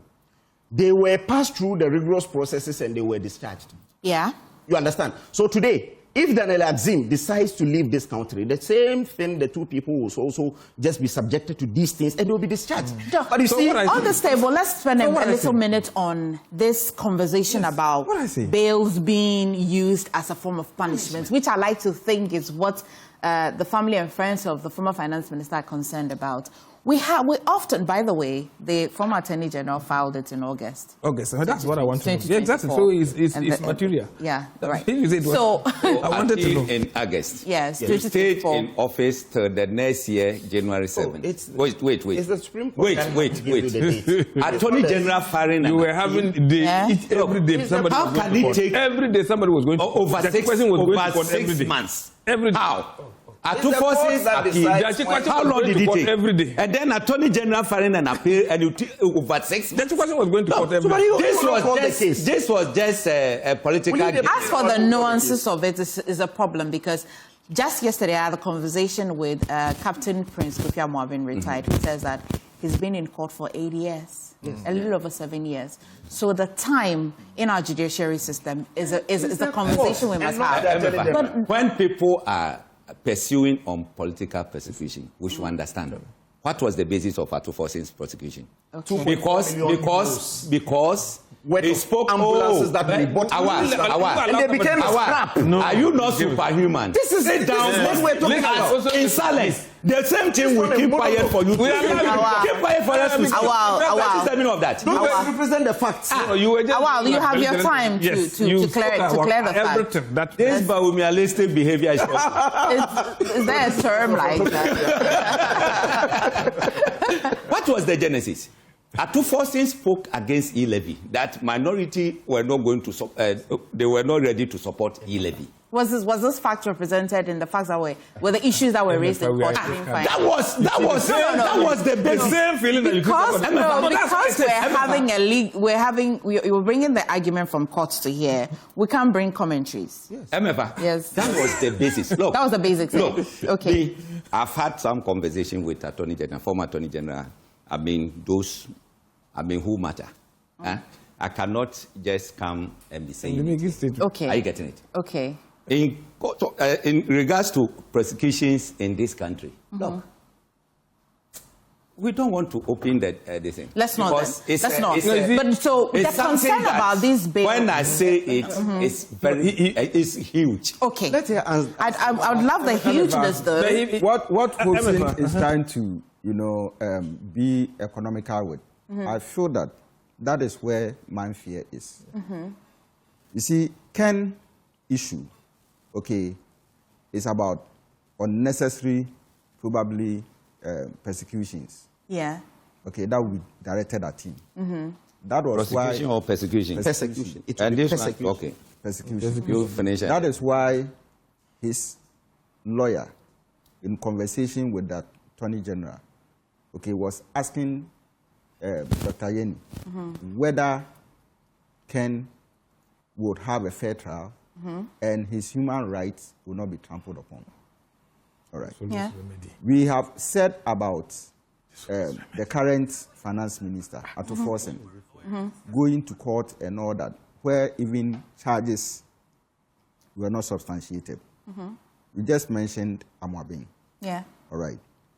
When it gets to these levels where, the nation and its leaders, moves away from justice, moves away from fairness, and then try to, let me say, manhunt in quotes, individuals, I feel that it will not be right for us as a country going forward. So are these the same laws that they apply to ordinary citizens like us? Or they're different laws? The laws are there. But the very people who are managing the laws know where the gaps are and what they can use to frustrate you. So when the law catches them, let them suffer. Don't let them run. That is the point. That's the point. That is the point. No one is answering. She's here to ask us. I'm actually here to land on the question. Yes. You see, because this same law provides that it empowers investigative bodies to grant bail. These same laws allows you, the person who's been accused, to apply for the bail conditions to be varied. That's right. When we have our debate and our conversation, we end at how the bail conditions are stringent. But we don't continue further that the same laws allows you to vary. I made a point here that there's always remedies provided by our laws. That's what it meant. Remedies are there. So what, the law creates a problem and creates the law is flexible. It's not that static. Yes. We'll tell you that. This is the situation. This man we are talking about, Ken Ofori-Atta, is someone that was entrusted with the public purse. Yes. This same man, the debt that is swallowing us was caused by this man. How? He used his own bank. Conflict of interest. We've not even come there. Are you getting it? As a transaction as Are these not allegations? What? You say? Are these not allegations? What? Have not been proven, though. It has not been proven how. Is it not in Parliament that all the loans, the Euro bonds and other things, the advices from Data Bank, is it not a factual thing? No. Maybe by the time he became finance minister, he had withdrawn being. In fact, I learned. The data bank is for him. No, when it becomes it's for him. It's a corporate. Look, MFA. If Mr. Kotikum decide to retire, sit somewhere, and make you the CEO of multimedia, does it mean the company is not for Kotikum? Well, they are the shareholders. If there's a challenge, we'll yeah. A company can't be owned by one person. Yeah. Let us help. But we have a major beneficiary. Let us help this country. At times, we blame you, the media, for shielding some of these corrupt personalities in this country. Are you getting it? Because we should not entertain some of these arguments. Women rights and other things. When you were there, you go and then take a percentage of the loans. We'll come back in the loans that you were taking. On your screen now is the Arise Ghana picketing that's happening in and around the American embassy. Where's your placard? So that's it. On your screen now is the picketing that's happening. Ordinarily, you would go to the American embassy for visa and all of it. That's right. But today, if you drive past there, you would see that Arise Ghana members, there's heavy police presence as well. What we should know is at what point will we say that you have entered American soil? Is it when you have entered the yard or when you're outside the yard? For diplomacy conversations. Yes. We are on the borders of America. When you actually enter the yard. When you enter the yard. So as at now, they're still in Ghana. We are on the American border. Yes, they are on the border. The border between Ofori-Atta. No man's land. On whether he used his bank to do these things and so on. This mischief was cured in 2022. Come again. I'm saying that this mischief was cured in 2022. The things that Hobson reiterated right now. I'm saying that there was a vote of censure motion in Parliament, which was carried live on all TV stations. The NDC couldn't substantiate how he used his own personal bank to swindle the state. You couldn't substantiate all these things. Part of that? Yes, everything. It was not. You said you used data bank. The vote of censure. The vote of censure conversation. About it. It was not part. What was not part? It was not part. What was not part? What were the charges of the censure motion? What were the charges of the censure motion? No. So, okay, it was part of it. You see, the censure motion was that this is someone who has used his own data bank to procure loans for this country, Eurobond for this country. He has used enterprise insurance and other companies to swindle the state. You were asked to come and prove your case. It was live on TV. Your parliamentarians were sitting there and asking all the questions. You couldn't prove. The hands are so. You see, you will bring it here. He was there. Okay. I will go to Parliament and get the hands. It was back. All they are asking for is for him to come. Things you don't know. The things that you said against the man, you couldn't prove it in Parliament. You couldn't prove it. Data bank is for who? But data bank is illegal. For who?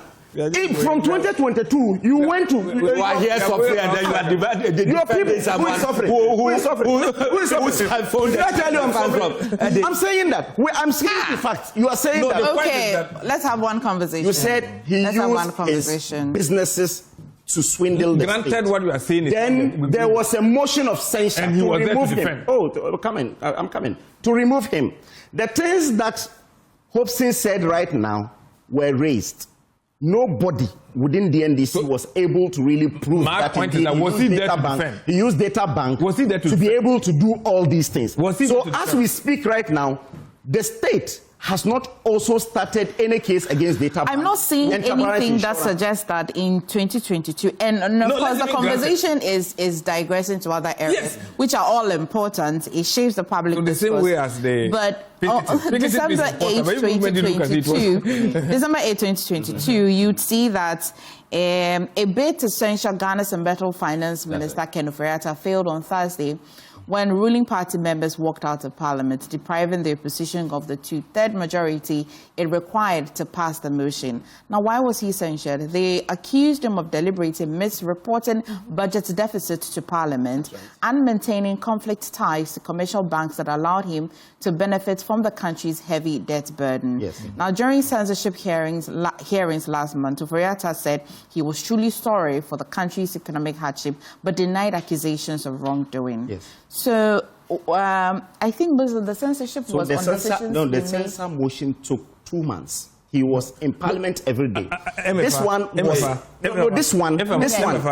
What you're reading? Let me hear, and then I'll come to the parliamentarian. What you're reading is the tail end in terms of the reporting. You have always but I'm saying that. No, I'm saying that. The court judgment the issues that he was hauled before parliament were deliberated on. Nobody was able to prove that indeed he used the banks for his personal gain. That was never proven. That is the crux of the issue. That's why I'm saying that. If you sit here to tell me that he was using data bank, do all these things, I said, if you ask me, why did majority walked out? Should he be in US or should come to? They knew to. He was there in parliament to defend himself. Why wouldn't he come here to defend himself? That's the crack of the matter. When he was in Ghana and he went to parliament to defend himself, he was a finance minister. The question you are not asking is that why did the majority then, the MPP group majority, why did they walk out? Because they knew. That when they said it will go through. Ghanaians watched it. They knew it will go through. Ghanaians watched it. No, he was there. The 89 people who were calling for it, when they go for the secret ballot, it was so intentionally they walked out. In fact, this censor motion, was it not triggered by the members of the NPP members of parliament? No, it was triggered by NDC. NDC. Yes, NDC. Okay. And they couldn't prove anything. No. Which ones were they able to prove? We watched it on they proved. You walked out. They proved. You walked out. The videos are on YouTube. The people couldn't prove. Why did you walk out? Are you getting it? That is the question we should ask. If they were not able to prove, why did you walk out? The reason is that... We didn't vote. You see, at least... No, the point is that my point is that he was there to defend. Why wouldn't he come to defend himself now? It was a time when you had about 70 all the discussion we've been having since morning, if we get in here or it should be here. Is it 70 or 90? Yes, okay. 89 of our MPs saying they don't need it. I thought it was 80. So if there is any motion table for his removal, whether he's guilty or not, is he not true? This is tight. I'm not like this. So they deliberately walked out. The overarching issue here is that when they hauled him before parliament, he came. Yes, he should it come was now. on live TV. Very good. Nobody within the minority was able to prove a single case that he used data bank or enterprise insurance to really fleece the state. It was never proven. That's not even the case of matter this morning. You watch it, though. That's not the case. But if there was a walkout, then there was no closure. It was I want to hear, though. The last man knowledge. Yes, though. You know, that motion was triggered because previously, you know, I think, was it 86 or 89? 89 members of the MP, members of parliament, have said that Ken should be taken away. Yes. All right. And the reason was this. And the president said he has some unfinished business. The reason was that the members of parliament thought that, you know, the issues regarding DDEP. No, DDEP was not there. DDEP was in 2024. This is around 2020. Yes, sorry. They said basically that their electorate had lost confidence in his leadership. That was the only thing that was not the point. The point was that, look, let me help you here. The point was that because minority hinted that they were going to trigger that this thing, then they decided. If you like, call and the Kubi. And the Apia Kubi. There was some. He was the spokesperson for them. You call for the NPP members. Yes, he said NPP will not sit down for NDC to take it out, so that it will become albatross on them. So they decided to take it out. I have actually forgotten the date. They were promised. The members of parliament, the president assured them, MPP, had hinted that they were going to, put in that motion. That's yes. To get Ken off. Just after their press conference. No, NDC hadn't come yet. No. After their press conference. That's why I will disagree Doc with you. has the floor. Let's see where we land. Disagree with facts. He's there to just make noise and argue. NDC made a statement on the floor that they are going to do this. You were in Parliament then, right? No, he was not. He wasn't. So, to the best of I'm talking about what I know. You're talking about the facts. And that's what he knows. What I know. So then the NDC openly came to talk about the fact that yes. You see, that was when the MPP went open because that was afterwards. Then the MPP came open. That was when the president invited them. Yes. To but before then, MPP tried so much to get the attention of the president, and they were not getting. That's what they went for. That is the point. That's why they went public. Because that point is right. That point. That action. I followed it. That action. Yes. Please, that action has been signaled. Yes. All right. Then the NDC came openly. That is not correct. That is the truth. That is not correct. That's not correct. Honorable, that is what you just said. No, that's what played out. They had sought, audience with the president, and they were not getting. And the NDC in Parliament knew about it. No, because they wasn't new. They wasn't new that NDC were going to do that. When MPP said that they were preparing the motion, when they thought that they were preparing the motion, they were smart to come out and say that, let him go. NDC cannot do that because you need to test majority to take him out. Please. Stop these things. You are here to argue, not to speak to facts. Stop the argument. These are parliamentary How many parliamentarians do you need to file a motion? It's not about it. Don't said they wanted to remove him. They couldn't remove him. I want to come back to the substantive matter of the table. I did not know anything. As to how many people do you need to file a motion? Motion was necessary or it was. Who doesn't know it's that? It's what we should be discussing. Yes. And you see, the issue as at that time was that based on the intelligence that the MPP members in Parliament had picked with regards to, what the public was asking for, it was necessary that Ken should leave. All right, because all indications, actually show that. Okay, so I'm going to go to gbcghanaonline.com. I'm not citing my joy online. I'm going to the nation's source. Says that. I hope you didn't pay from GBC. My joy too. December 8, 2022. Now, by Franklin Asare Donko and Francis Ejona Mensah, the National Democratic Congress NDC minority members in Parliament, vote of censure against the Finance Minister, Ken Ofori-Atta, has failed after less than 183 members of Parliament voted to oust him. A secret vote began immediately after the House debated the report by the ad hoc committee set by the Speaker of Parliament prior to the vote. The New Patriotic Party staged a walkout and decided not to support the motion of their colleagues from the minority side of the House. What does this tell me? It tells me that the NDC had triggered this censure after 183 members of Parliament voted to oust him. Who triggered what then? Not voted to oust him.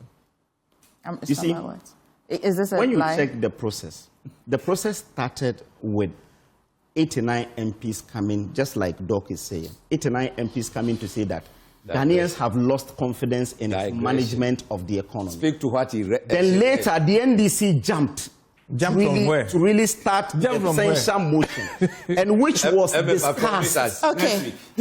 Will you promise us? Oh yeah. So that I can go to Parliament and then get the facts. That would be nice, especially because can we repeat it? We can. The conversation is not ended, especially because today the former finance minister will be in court. Well, in fact, his lawyer, one of his legal team members, Frank Davis, tells me yesterday on the news that he wouldn't even have to go there physically. It will be done via Zoom.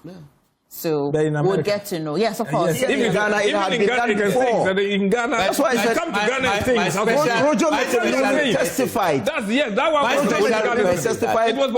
criminal. this particular topic, we'll repeat it. Everybody should go for his fact. A right to information to get. It really doesn't matter so much because the point I wanted to make is that the whole of this morning we've been debating as to whether he should stay there or come to Ghana. But he confirmed that Ken availed himself to defend himself in Parliament. Why can't he come and defend himself now? That's my point. That's right. I don't need to go do. He says he's worried about how he'll be treated. How will he be treated? Are you not here? MFR, yeah, is it more special than all of us? Because a lot of people have been That's a question. badly. Yes. But I'm saying that some people were arrested last year. Up to now, the case has not started. But they went. But what has that? Has that infringed on their rights? Yes. Hanan was arrested last year. Yeah. For the last 1 year, he suffered for more than 1 month in police custody because of stringent bail conditions. You even as said yet, the case is yet to even start in court. But so it means the state didn't even have issues. No, you can't say they didn't charge him. They didn't up to now. No, they didn't charge him when he was put before Still, what's the challenge? Still, what's the challenge? Because I'm saying that someone who was not charged. The crux of the matter is bail conditions. Yes, I'm saying that someone who was not charged, Yoko took him and gave stringent bail conditions that come and remove him without charging the person.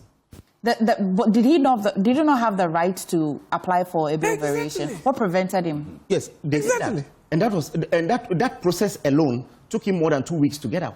But so whose fault is it? What the laws are happening. This is alien to our democracy. Yeah, it's alien. No. How many times in the history of this country have you ever heard that Yoko had detained someone on suspicion that the person had done something? No, how many times have you ever heard it? Hawa sat here and gave examples of Sidina, saying that two people who saw it. Are we in any way saying that when you are picked up, the crime should be proved before you are given bail? It's when it is the suspicion. It's based on the suspicion.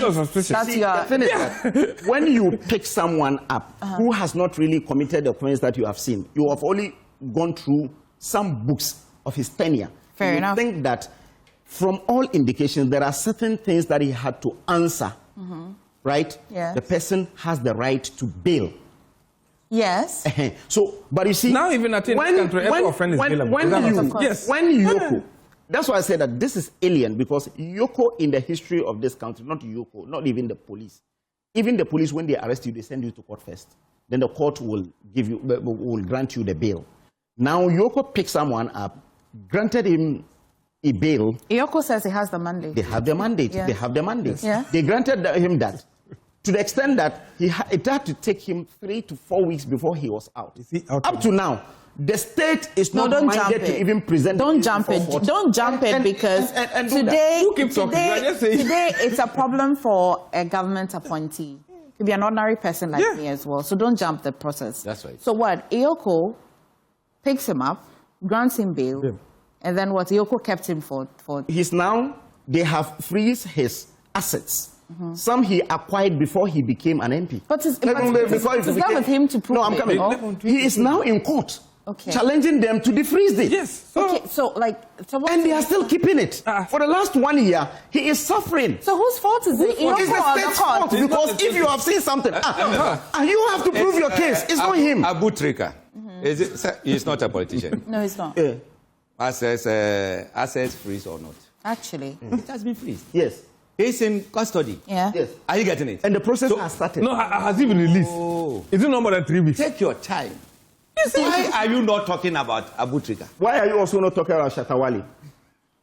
What happened to Shatawali? When they arrested Shatawali, they gave that stringent bail conditions. When the junkies got there, what happened? Which junkies they had to be removed. You called it junkies. I didn't see you. I didn't see you. You are saying people drinking and so on. You know, junkies got there. Junkies went there. I only saw Shatawali came out of the place and everybody. When people amassed there. Yes, I saw people amassed. A lot of people amassed there and threatening that they will burn down the place.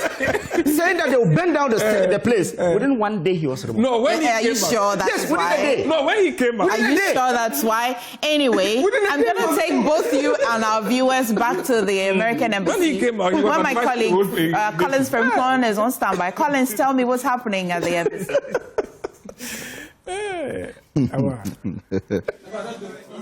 For the U.S. Embassy here in Accra, where Arise Ghana, a group of Ghanaians are picketing the embassy to demand the extradition of former Finance Minister Ken Ofori-Atta to be brought back to Ghana to face trial of a number of cases. We all know that the Attorney General, Dr. Anyene, a few months ago, somewhere around December, made us aware that he has started the extradition process to get the former finance minister moved back into the country, so that a number of corruption allegations that have been leveled against him, the state tries. We also know that the Office of the Special Prosecutor, led by Mr. Kisi Ajaben, also somewhere early last year, also gave him or filed a number of charges against him, 78 counts against him in the case of the Strategic Mobilization Limited SML investments case,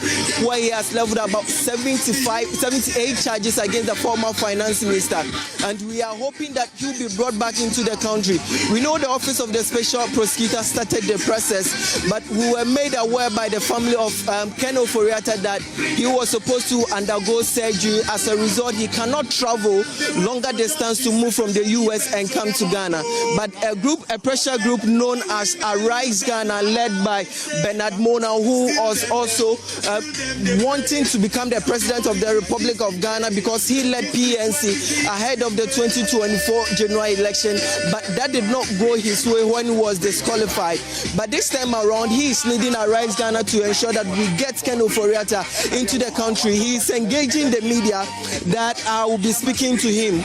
But since I got here, I've seen that people are trooping in to join their picketing.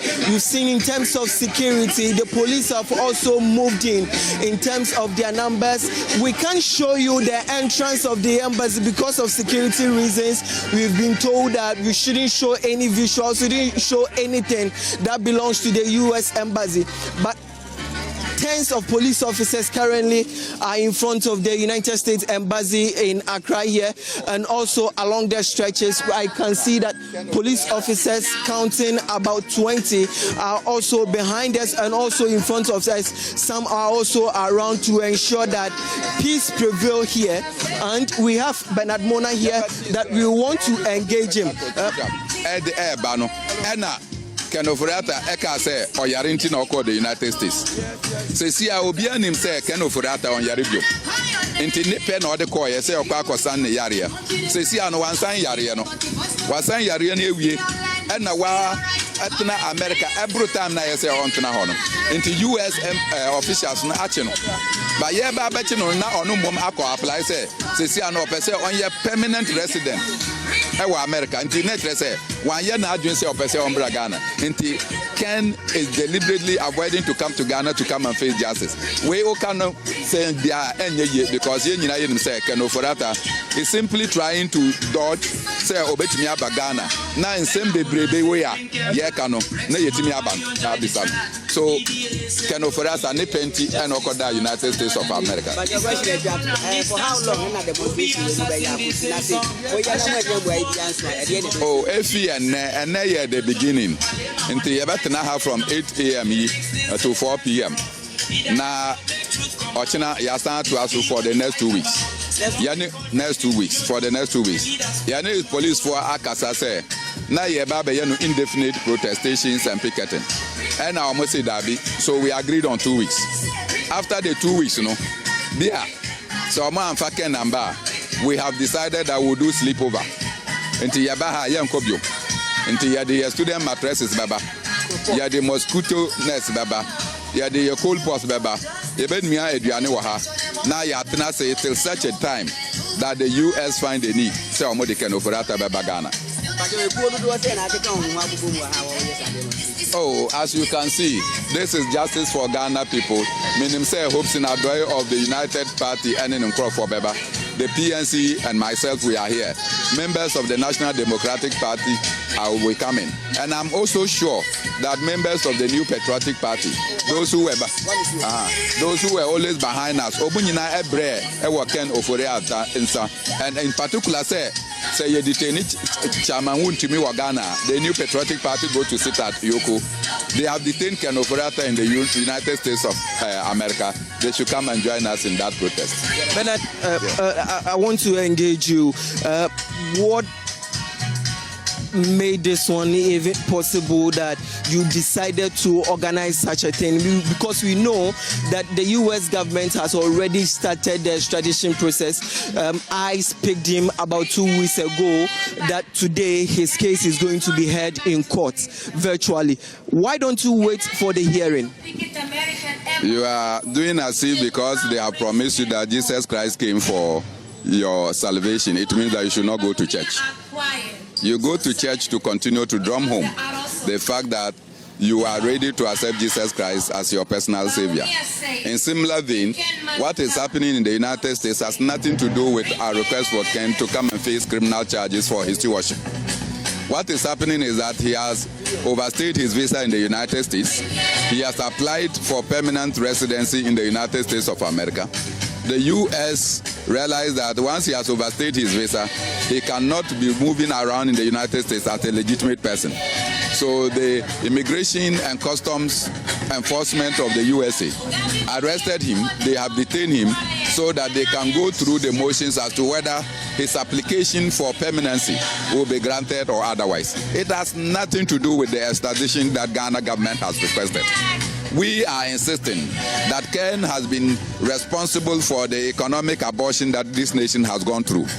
The premature birth that this nation suffered are all the consequences of the policies of Ken Ofori-Atta, including the deliberate stealing of state resources for his personal use. Ken stole our money and gave it to Enterprise Insurance, a company that he founded, and handed over to his wife. The monies that Ken gave... Allegedly.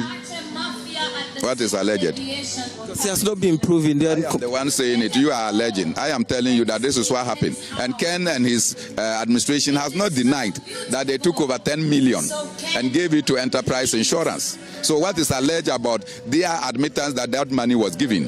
What is alleged about the fact that they themselves accept that there was no beneficiary who was listed for the insurance that they said they were going to provide frontline workers? How do you do insurance without any list of beneficiaries? So it is our money he has stolen. I don't know why you people want to hide behind some terminology. When somebody is a thief, you don't want to accept that he's a thief. In this matter, Ken stole our money. It's as simple as that. And so we are saying that they should bring all those that they have stolen so that the people of Ghana can use these resources judiciously. See, there is no auction that takes place and the money doesn't go to the consolidated fund. Metro mass buses were sold for 2,500 Ghana cedis. A whole bus. Even if you are selling the tie alone, will you sell it for 2,500? But whole buses were sold for 2,500. Those buses have been hidden, causing transport difficulties for us, all under the watch of Ken Ofori-Atta. Ken Ofori-Atta promised us that we were not going to spend any state resources in the construction of the National Pit-style National Cathedral. We, at the end, are told that over $108 million was spent on that edifice or that pit. These are all indicators that Ken has actually abused, stolen our resources. Above all, the Office of Special Prosecutor has come out with about 78 charges against Ken Ofori-Atta. Any decent person will want to come and prove you're innocent or otherwise. Why is Ken running away from the law? That is why we are here at the Princess of the United States Embassy, because Ken is domiciled in the U.S., requesting that he be brought to Ghana to come and face justice, to come and account for his stewardship.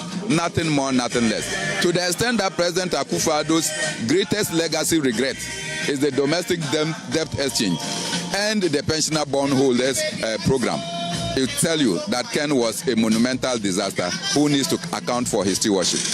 You mentioned that the special prosecutor has leveled 78 charges against him and he should come to Ghana to prove his innocence. But we know that the special prosecutor, alongside the Attorney General, has also begun the extradition process.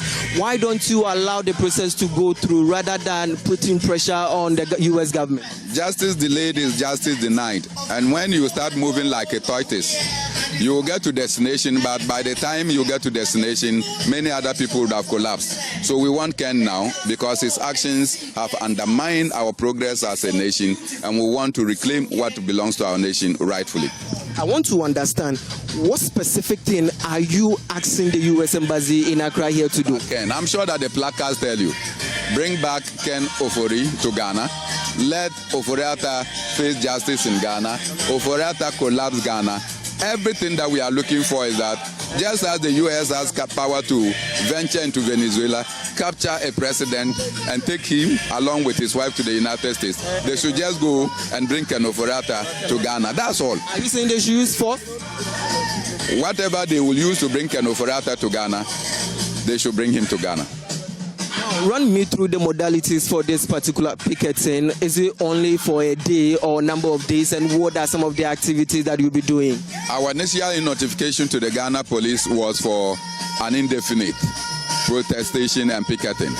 They requested that we should put it into lots. And so we agreed that the first 2 weeks will be just to come sit around the United States Embassy. If the U.S. decide that tomorrow Ken is coming to Ghana, we will terminate our picketing.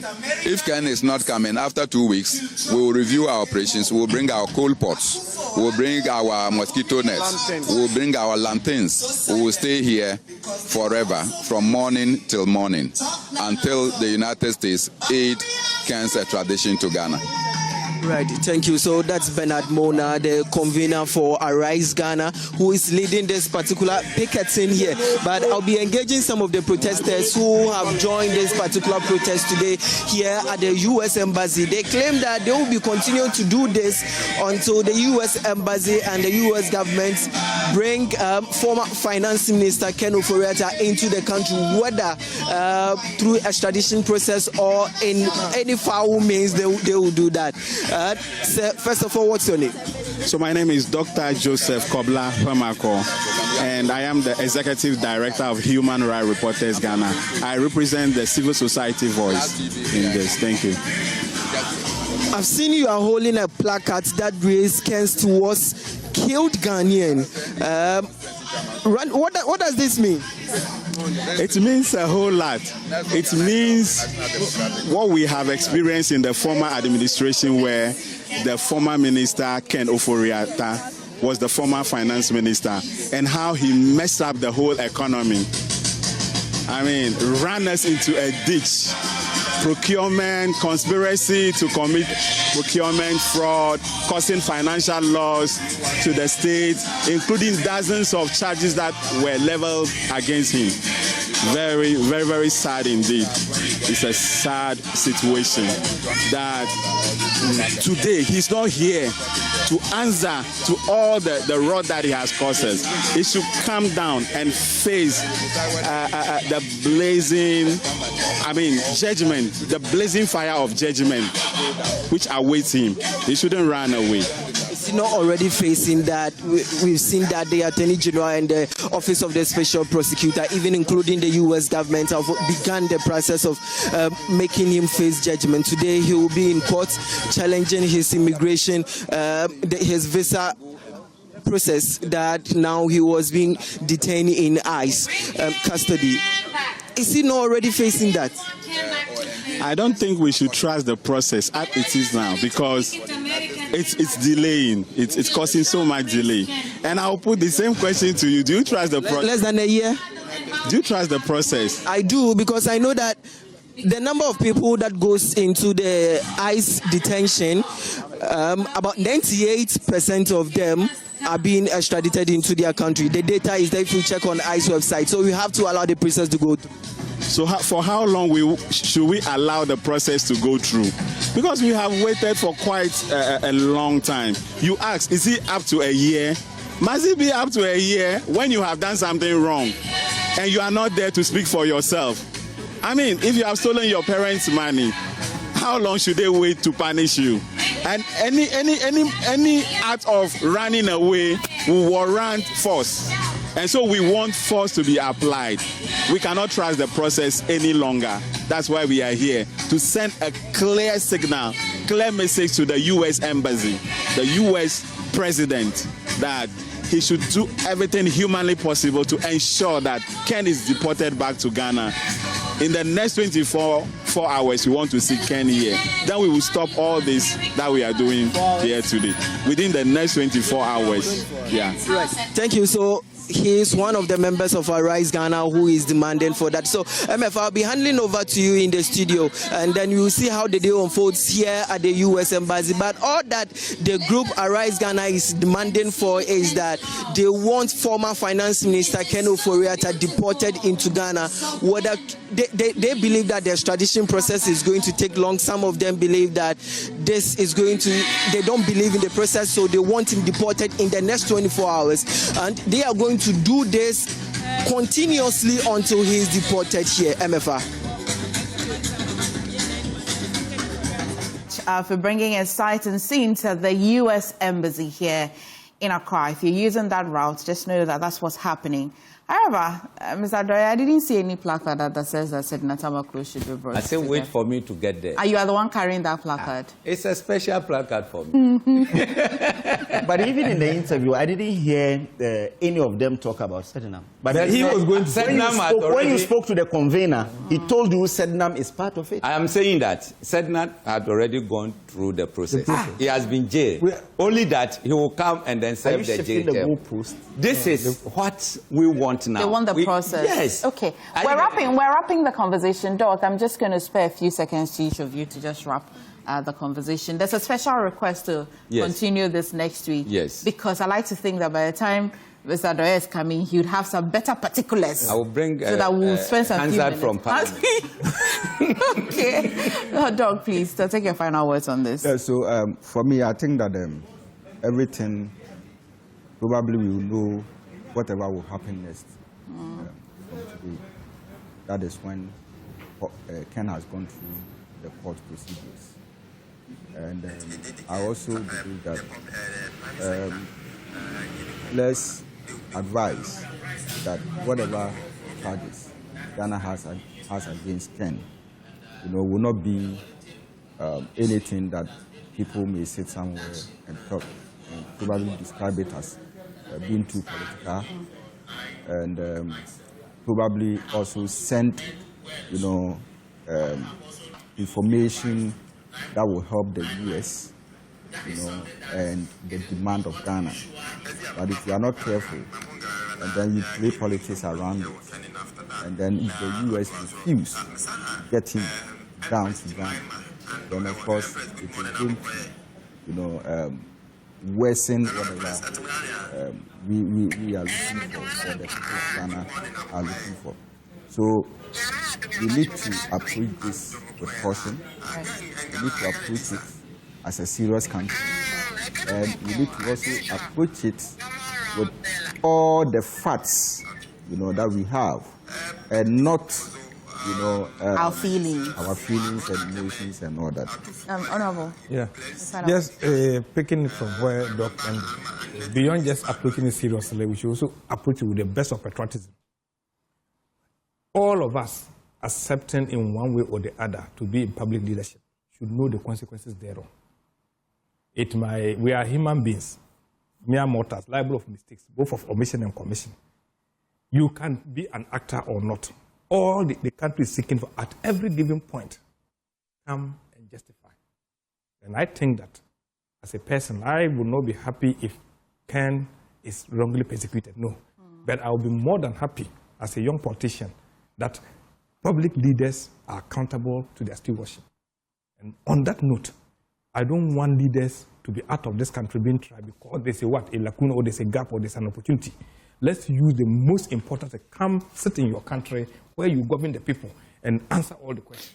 Okay. That's what well, because you're twitching, maybe. NDC and their definition of youth. He said, as a young politician. Why, he's gray. I know a 42-year-old who's all gray. You are not a young man again. I saw my first grade at age 22. And no, I'm saying that, not a grade. I'm saying that. Are you a young person or not? I'm not. You are. I'm not. I'm over 40. You are. Okay. Yeah, this is your final words. Yes. My final words is that what is happening with the Arise Ghana thing has no bearing with the case.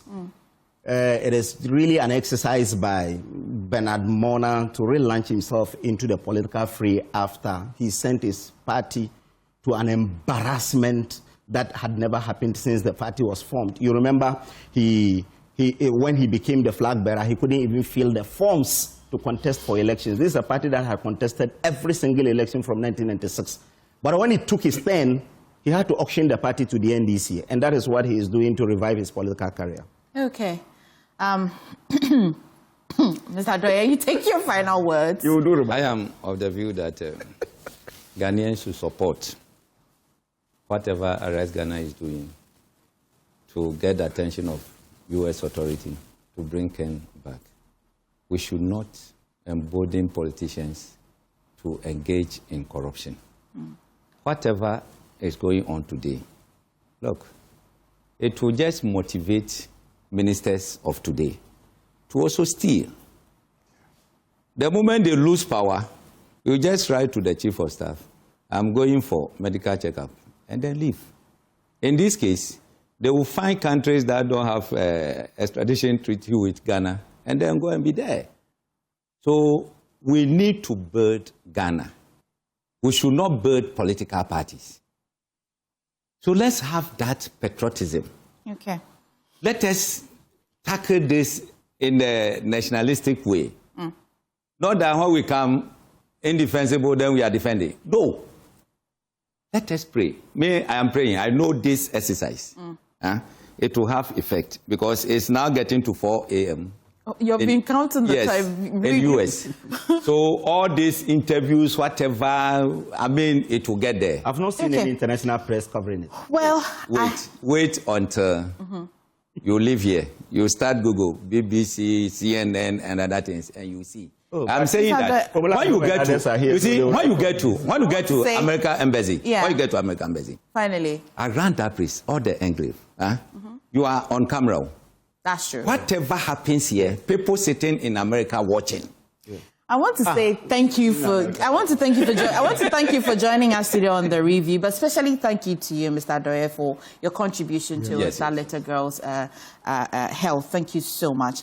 But as well, I want to say a happy birthday to Anita Akpere. She is CEO of Janita Catering Services. We love you so much, and we wish you a blessed year ahead. And this is from your favorite niece, Rosabeth, and your sister, Susie. Good morning, Auntie Susie Akpere, ASP Susie Akpere. Thank you so much. That's my special mother. Well, thank you as well. And good morning to Engineer Philip Tetepadi, my very good friend. Thank you for doing the watching, but please stay. There's more. All right, welcome back to the AM show, which is sponsored by Shell Silicon Paint from Azar Group, Syntex tanks, or Syntex pipes, and Time Ever Mixture. Now, let's talk about the MPP presidential primaries, right? We're just some few days away from 31st January when the MPP will go to polls to elect a flag bearer for the 2028 general elections. Will it be Dr. Mahmoud Bawumia? Will it be Ken Ofori-Atta? What did I say? What? Will it be Kennedy Japan? Will it be Dr. Brian Achampon or Kwabena J. Japan or Dr. Osei Yawadichum? I've been joined by a team member of the Kennedy Japan campaign team, Dr. Alex Ampabe. He's former Deputy Finance Minister. Grateful to you for joining. Why should people elect Kennedy Japan as flag bearer and not repeat the 2024 flag bearer? You know, every election has dynamics. And I'm sure if you ask every military person, they will tell you that every war defines who the commander should be. You look at in 2000, late 90s, 2000, Ghana's biggest problem was healthcare. And when President Kufuor came in with free maternal care, NHIS, Ghanaians gave them the power, him the power. Then came, most recently, Nana Addo Dankwa Akufo-Addo. Cost of education, student dropouts. What was the solution? Free senior high. He came, Ghanaians bought into the idea and perfectly executed in both instances. Now, Ghana's biggest problem, we all know, is unemployment. There was a record, a publication by the Ghana Statistical Service about 3 weeks ago that the unemployment rate, youth unemployment specifically, is 1.3 million. And you see, the universities every year are producing graduates, over 100,000 a year. And then we have those who are turning 18 at their adult age ready to start work. The question is, where is work? I have had the opportunity to travel with Honorable Kennedy Japan in almost every part of Ghana. And the sad reality we don't want to confront is what makes Kennedy a unique individual to solve those problems now. You go to most communities and you see most of the youth gathered in ghettos. Ghettos are growing like wildfire. We cannot sit here and pretend we don't know what is happening. Why are the ghettos growing? Because of lack of opportunities, lack of future opportunities for the youth. They don't see it. And therefore, drugs becomes the only way to rest their brains or their minds. And then in the evening, most towns we have been, around 7 p.m., just walk and you're going to see our young, beautiful ladies, some of whom we believe are graduates or ready for work. They can't find work. What they are doing, standing in every corner opportunity they get, sadly, to sell their bodies to survive. And these problems are not going to go away. So if you are in Ghana and you're looking for overcoming the youth unemployment, leading to those national security issues, you cannot sit back. And for Ghana to address this issue, it will not come by prayer. It will not come by miracle. It will come by deliberate policy choices. So I look at these people contesting, these 5 aspirants, and then ask myself, which of them has the solution in addressing this growing issue? And Kennedy stands tall. As a private person, he has delivered. With close to 20 companies employing over 7,000 people. If he can do this in a private capacity, when he has the opportunity to lead Ghana, where he has the institutional backing, he has a government machinery supporting him, he has access to the diplomatic environment, all the external forces in his favor, the man will deliver. And you see, most countries across the world who are now classified as prosperous nations didn't happen by accident. They got there because once upon a time, there was a leader who has a vision and a focus to change those fortunes. And to give you a quick example, America after the Great Depression didn't become America. We cannot talk about Americans' recovery and take away Franklin Roosevelt. Impossible.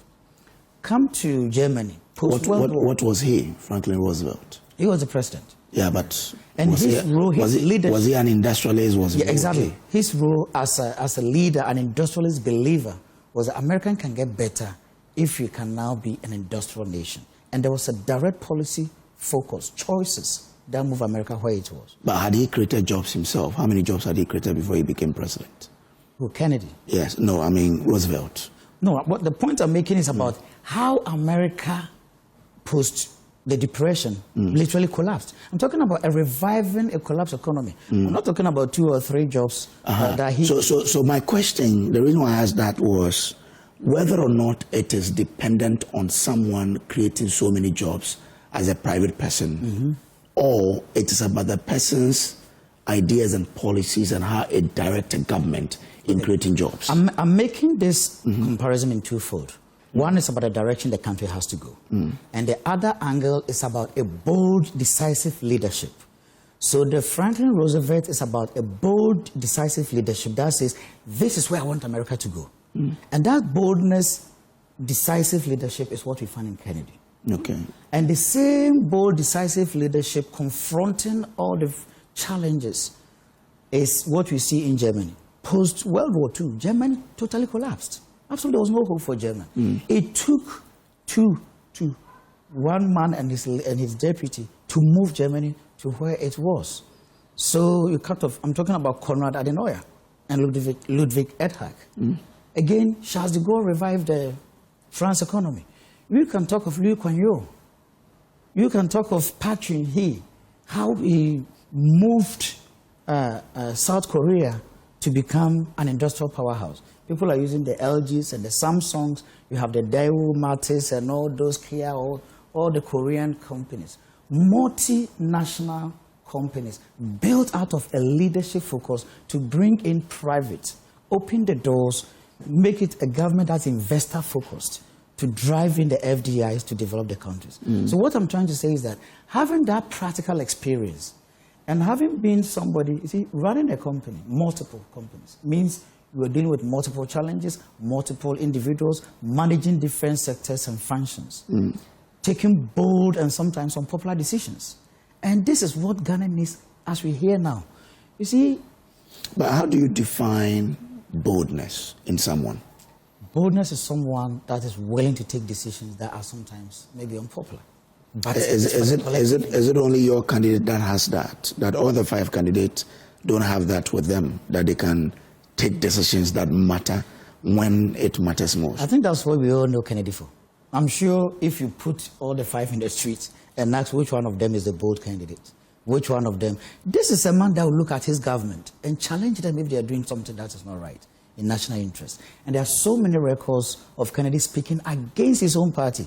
How many of those former aspirants was able to do that? In Ghana, we tend to celebrate what is politically correct, even if it's wrong. As long as it's the person's political party, they see nothing wrong. You would never see Kennedy doing that. If it's wrong, it's wrong. If it's right, it's right. So we need that kind of person to also have that drive and say, Akufo-Addo delivered free senior high. Kufuor delivered maternal and free healthcare, or the insurance package.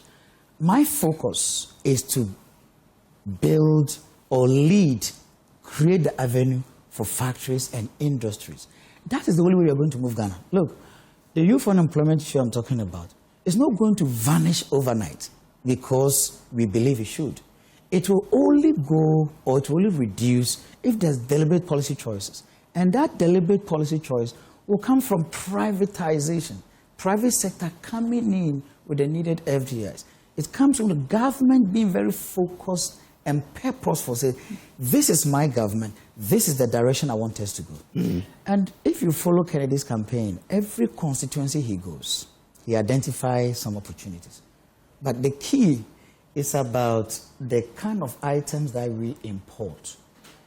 Ghana spends substantial amount of money importing various items every year. What it does, it creates jobs for people in those countries where we import from. Now, to address the youth unemployment, we need a government that will say, government alone cannot do it. Look, recently there's a police soldier recruitment. Look at the number of people going in. Why? Everybody wants to be police, everybody wants to be soldier. No. But because there's absolutely no other economic opportunities out there. But what we need is a government that will say, okay, Deng Xiaoping did that in China. In 1978, when China signed the open and reform policy, that is what transformed China to the industrial powerhouse we see today. It's not by magic that it happened. Deng Xiaoping and his party sat down and did it, following Mao's earlier position. So what Kennedy wants to do is that, okay, this is the problem we have. We know this is a national security issue. We know we need to build our youth and give them a future. How do we do that? By government being purposeful and saying, my focus is 100% on job creation, on making sure that the local economies are stimulated to feed into the broader economy. Let me give you one good example of something he's been using, and I never knew. You know the pseudostem from plantain and banana, bodiediano, which normally we just cut and throw it away. Yeah. I visited him, and before I made up my mind, I actually visited him to assess why I should follow him, and that's my personality. So out of the conversation came what you can use with the pseudostem from plantain and banana. And I was shocked. In fact, I didn't believe it on the spot until I went to do my research and later found out that this thing that we throw away is what we use in producing clothing, some types of clothing, baskets, paper, and some sanitary products for women. We have India as the world leader in that sector. Now, currently, you have a big manufacturing company in Uganda leading that.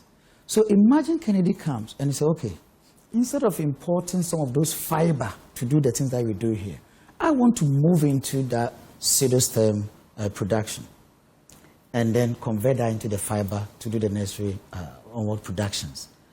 Look, we are not going to import the raw materials from anywhere. It's going to make our farmers more committed. People may be willing to go into farming. As it stands, I'm from a massive plantain growing area. Sadly, when the season comes in, there's no storage facility, and then you see the plantain hoarded by the roadside, it goes waste. It doesn't encourage the farming to go in, the farmer to do more. It doesn't encourage the youth graduating from the universities to seek farming, because to them it's waste, and that's why everybody wants white-collar jobs.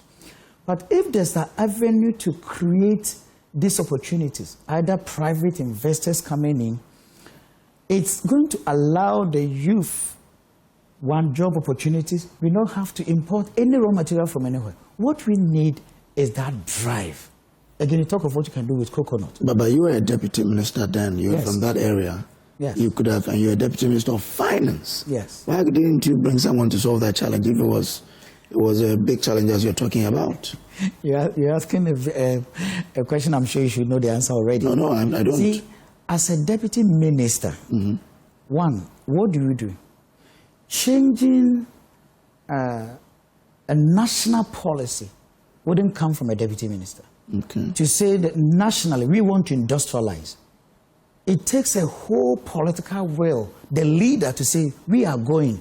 So remember the examples I was giving you: Konrad Adenauer, Roosevelt, Charles de Gaulle, Park Chung-hee, and Lee Kuan Yew. They were not deputy ministers. They were presidents. And their vision was to transform their nation. So what we do is that we need that bold leader, that visionary leader that says, this is Ghana's problem, this is my solution. My ministers and deputies, let's go. Ghana, let's go. That leadership is what I haven't seen in anyone that can do. There was 1D1F during your time. You could have taken advantage of that. 1D1F might have its own, and I think it's a perfect and a good starting. But I wouldn't like to go deep on the 1D1F because, one, I didn't have the chance to interrogate, the policy focus. That the policy focus I'm thinking of here is not just creating mini industries, but it's about positioning Ghana to be where it becomes more self-sufficient. So we industrialize our production, we process some of the things, we consume most of the ones that we have here, and then process and export the remaining. So it's kind of domestication. Credit to Professor Danlati. I remember when he brought this, Ghanaians were making fun of him. Yeah. So I don't know if you remember. Yes. They started calling everybody domestication.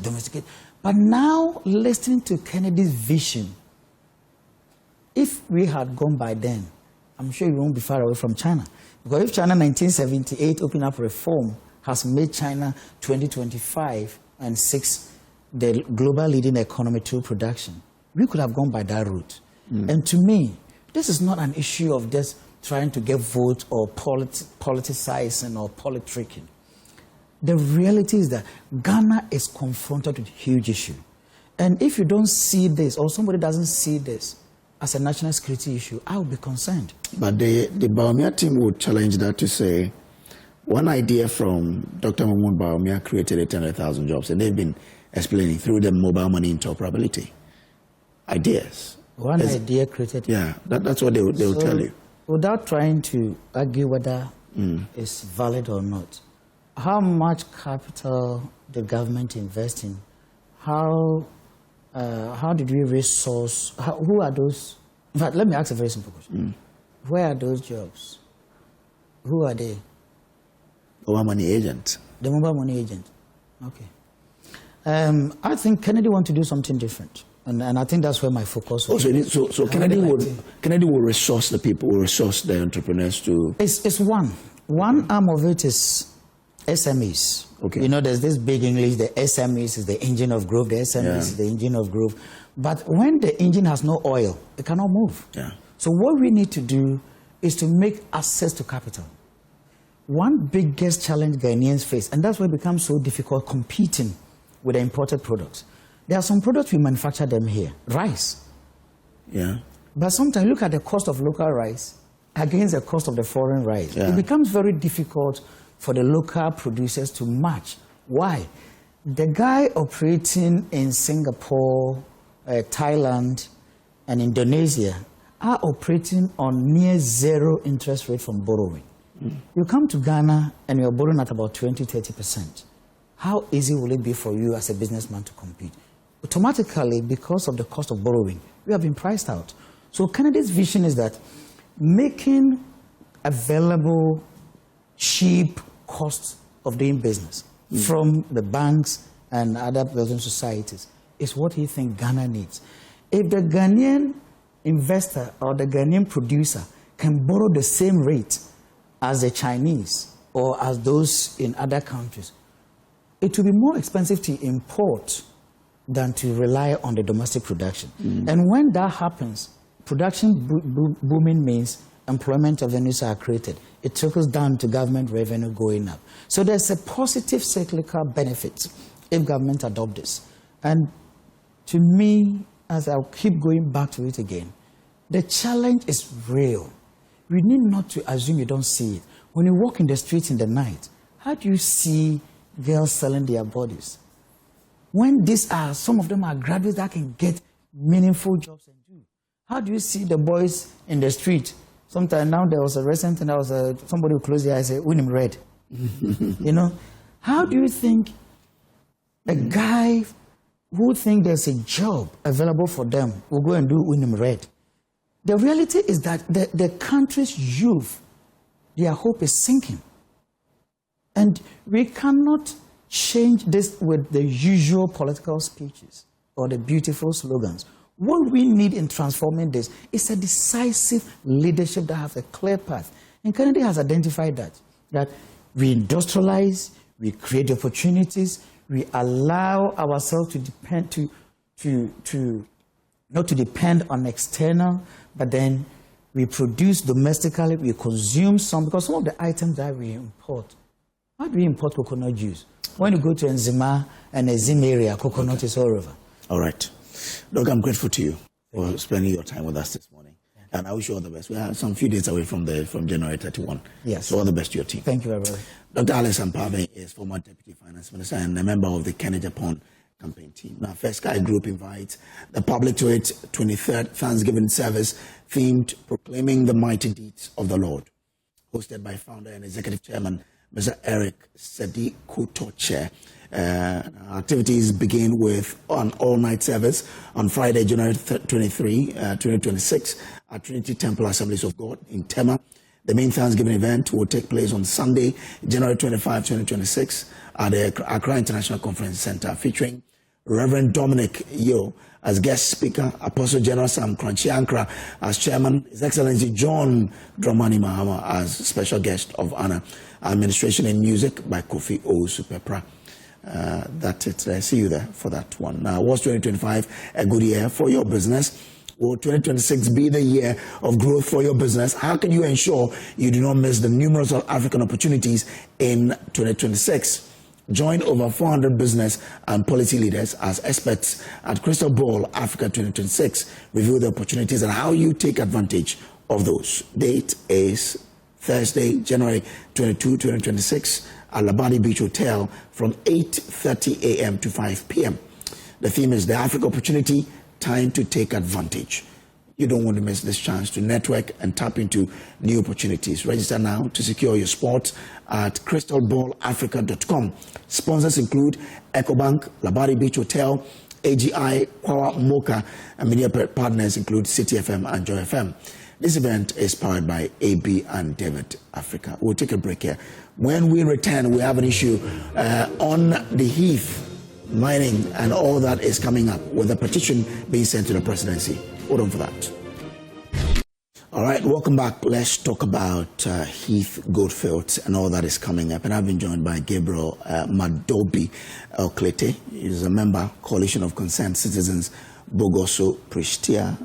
Philip Kofi is a member, Coalition of Concerned Citizens, Bogoso Pristia. Good morning, gentlemen. Good morning, Kuyo. Madobi, is you? Yes, please. Okay. When I read your petition to the presidency, you seem to suggest that Heath Goldfield is not a member of the Dream group, a basis upon which they were giving the license to operate. How do you make this allegation that the Minerals Commission didn't do its work in the first place? Okay, thank you, Kojo, for having me here this morning and my colleague. And greetings to Bugoso and Christia, all the citizens. The special greetings to our president, His Excellency John Dramani Mahama, and the sector minister, Lands and Natural Resources, Honorable Emmanuel Amakofi-Boa. In fact, I'm greeting them because we are going to them and present a petition to them based on this. Let's give a little background about this. We all know that Bogoso Prisia mine was given to Golden Star, and the mine was transferred, the leases was transferred to FGR. So FGR came on board and were certain technicalities that they were not able to fulfill. So let me also introduce that we'll be joined by Abdul Mumin. He is Abdul Mumin Bana. He's Deputy General Secretary of the Mine Workers Union to help us in this discussion. Okay. So Abdul, stay on there. I'll come to you shortly. Yeah. Okay. So based on that, the transition was done between Golden Star and FGR. FGR. Nobody was asked to go home. But because of a certain incapacity of money, the capital that they don't have, that is why the government looked into it and said, okay, FGR, you don't have the money, you don't have the capacity to invest in the mine. So the lease have been terminated. So we were waiting for it. And we heard that the mining lease have been given to Heath Goldfield. And the leases, we heard that there were 3 companies that were bidding for the mining leases. And we were told that Yidri Mining Company, okay, that's a Turkish base, and they have several of companies and other companies that they were bidding for that.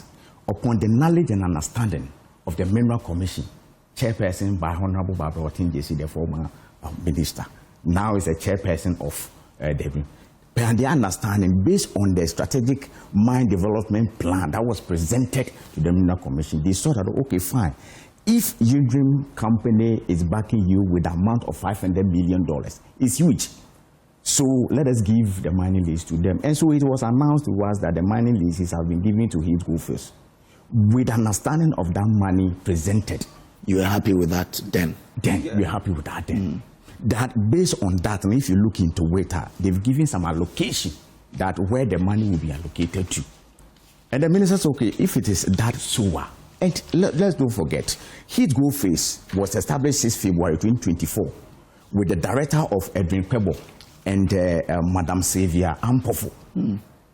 They are the shareholders of Heath Goldfield. So we are acting today. If you look at what I'm having here, the state capital that was invested to it as a company was 10,000 Ghana cedis.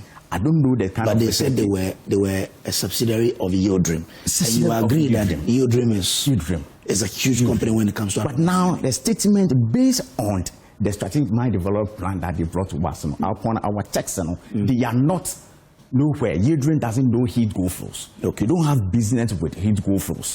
So where they presented that $500 million, we are asking that the government should ask them and the business should ask them that. You said Yodrim is funding all these bonds, so we have the capacity to revamp the Bogoso Prisia mine, especially the underground. But Yodrim said you are not part of them. But have they not taken moves to revive it, Philip? Has Heath Goldfield not taken moves to revive the mine? Yeah, thank you very much. They have taken steps, but looking at the way they presented their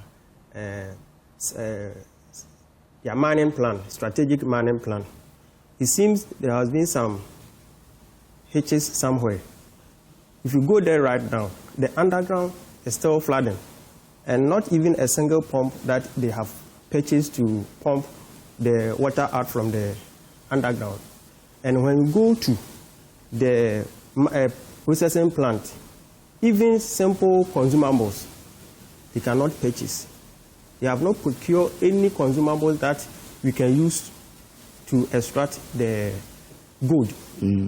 So based on this, as we are saying that the Hidgo phase is not capable and they don't have the financial capacity as they claim they have a parent company, which is the Yildirim.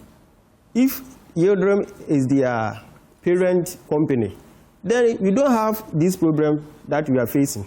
Are you workers of Heath Goldfields? You are not. Oh, no, we are not. When we were former workers of Bogos FGR. So when they came in, they laid off about 400 workers. Okay. Has been sacked by them. Let me bring in Abdul Mumin Ghana. Abdul, you are the Deputy General Secretary of Ghana Mine Workers Association. What do you know of this developing story? What is Heath doing to revive what's happening in Bogos Pristia? What can you help us with? Well, thank you very much. Good morning to your viewers. Let me state on record that if you recall, so you are back there with particular stuff. The mining lead was in the hands of everyone, but because of the union agitated for close to a year, demand the expert government, the government was to ensure that mine was given a new investment so that Ghana not the book. That is advocacy from the union led government to indeed terminate the mining on account of FGR bidding. And that is handed over to Hidgo. Abdul, if you can reposition yourself, I'll be happy. Your line keeps breaking. Yeah, can you hear me? Yes, let's try. Yes, after some thorough due diligence was conducted, and that thorough due diligence was conducted by the Minerals Commission with the supervision of the Ministry for Land and Natural Resources. And so once the lease was given to Hidgo, they moved forward to take charge of the mine and to begin operations of the Bogos mine. Unfortunately, as soon as they took charge of the mine, they started getting, series of legal suits here and there. And FGR virtually went to court, to the High Court, to the Court of Appeal, and eventually even to the Supreme Court, with Hidgo over the mining lease. And the courts were very clear about the fact that the SWA government had done what they had to do when it comes to due diligence. And so the lease that was given to Hidgo was properly done. Now, after that matter was settled by the courts, the decision was then taken to put the place into operational readiness.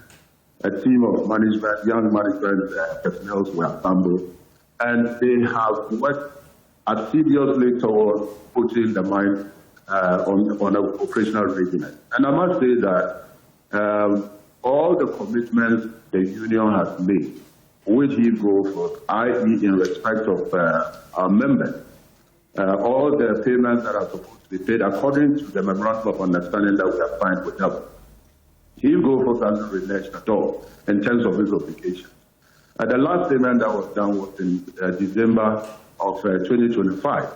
Virtually every employee, both current and past, were paid some outstanding money that were owed to them by the ex-SWA holder of the lease, which is FGR. And so this indebtedness, I consider it as a legacy debt that Hidgo have shown real commitment towards settling. So are you saying that Heath Goldfields has that capacity to run the mine? Well, as far as I'm concerned, if you take a visit to the mine, you realize that what has to be done has been done. The processing plan has been put into shape. It is in operational readiness. All the whole routes have been graded.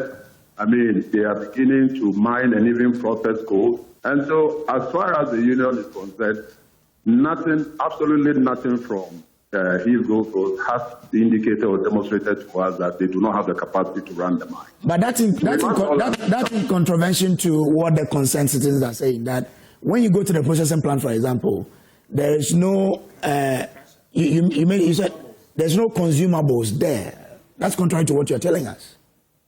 I think it's important to place on record that the concerned citizens of Bogosa and Pristia are not regulated. I mean, the Minerals Commission is the regulator. Minerals Commission is in charge of ensuring that if the mine is not operating according to plan, Minerals Commission will call that mine to order. The supervising ministry, which is the Ministry of Lands and Natural Resources, I recall quite recently when some of these agitations began, the minister constituted a committee which was led by the chief director of the ministry. And they did some thorough due diligence on East Goldfield. And that was even on the back of the concerns that were raised and the fact that the mining operating permit hadn't been issued to East Goldfield. And after the committee exhausted or completed its work, the minister was satisfied, the government was satisfied, and went ahead and issued the mining operating permit. It's important for all of us to understand that we are regulated by law. East Goldfield cannot do things outside the law. And so if East Goldfield doesn't have the required permits and licenses, East Goldfield cannot go ahead to mine. If you do so, you contravene the law. And so not until East Goldfield got a mining operating permit, which is just about some three weeks to 4 weeks ago, East Goldfield was virtually put in the place in operational readiness until they eventually got the mining operating permit. Okay. The EPA permit was also subsequently issued to them. And so now that they have all the permits in accordance with Ghanaian law, I do not see why East Goldfield would have any excuse in hitting the ground running. And I'm confident that with all these things off the way now, East Goldfield should be able to turn around that mine and ensure that we benefit fully from it. I'm grateful to you. Abdul Momin Bana is Deputy General Secretary of the Ghana Mine Workers Association. There you have it. The Heath Goldfield has now gotten all the permits to mine. Yeah. I'll just give you just 30 seconds. Our time is that we have to move. Yeah, let me tell Bana that he's not a good father. If you are our General Secretary and we've been laid off, what are you doing about it? That one, he's not being a good father over there. Have you petitioned them to invest? Yes, we've done it. Calling for the we've done it. We've done it. And quickly, let me say this. My time is up. But underground mine, you should go there.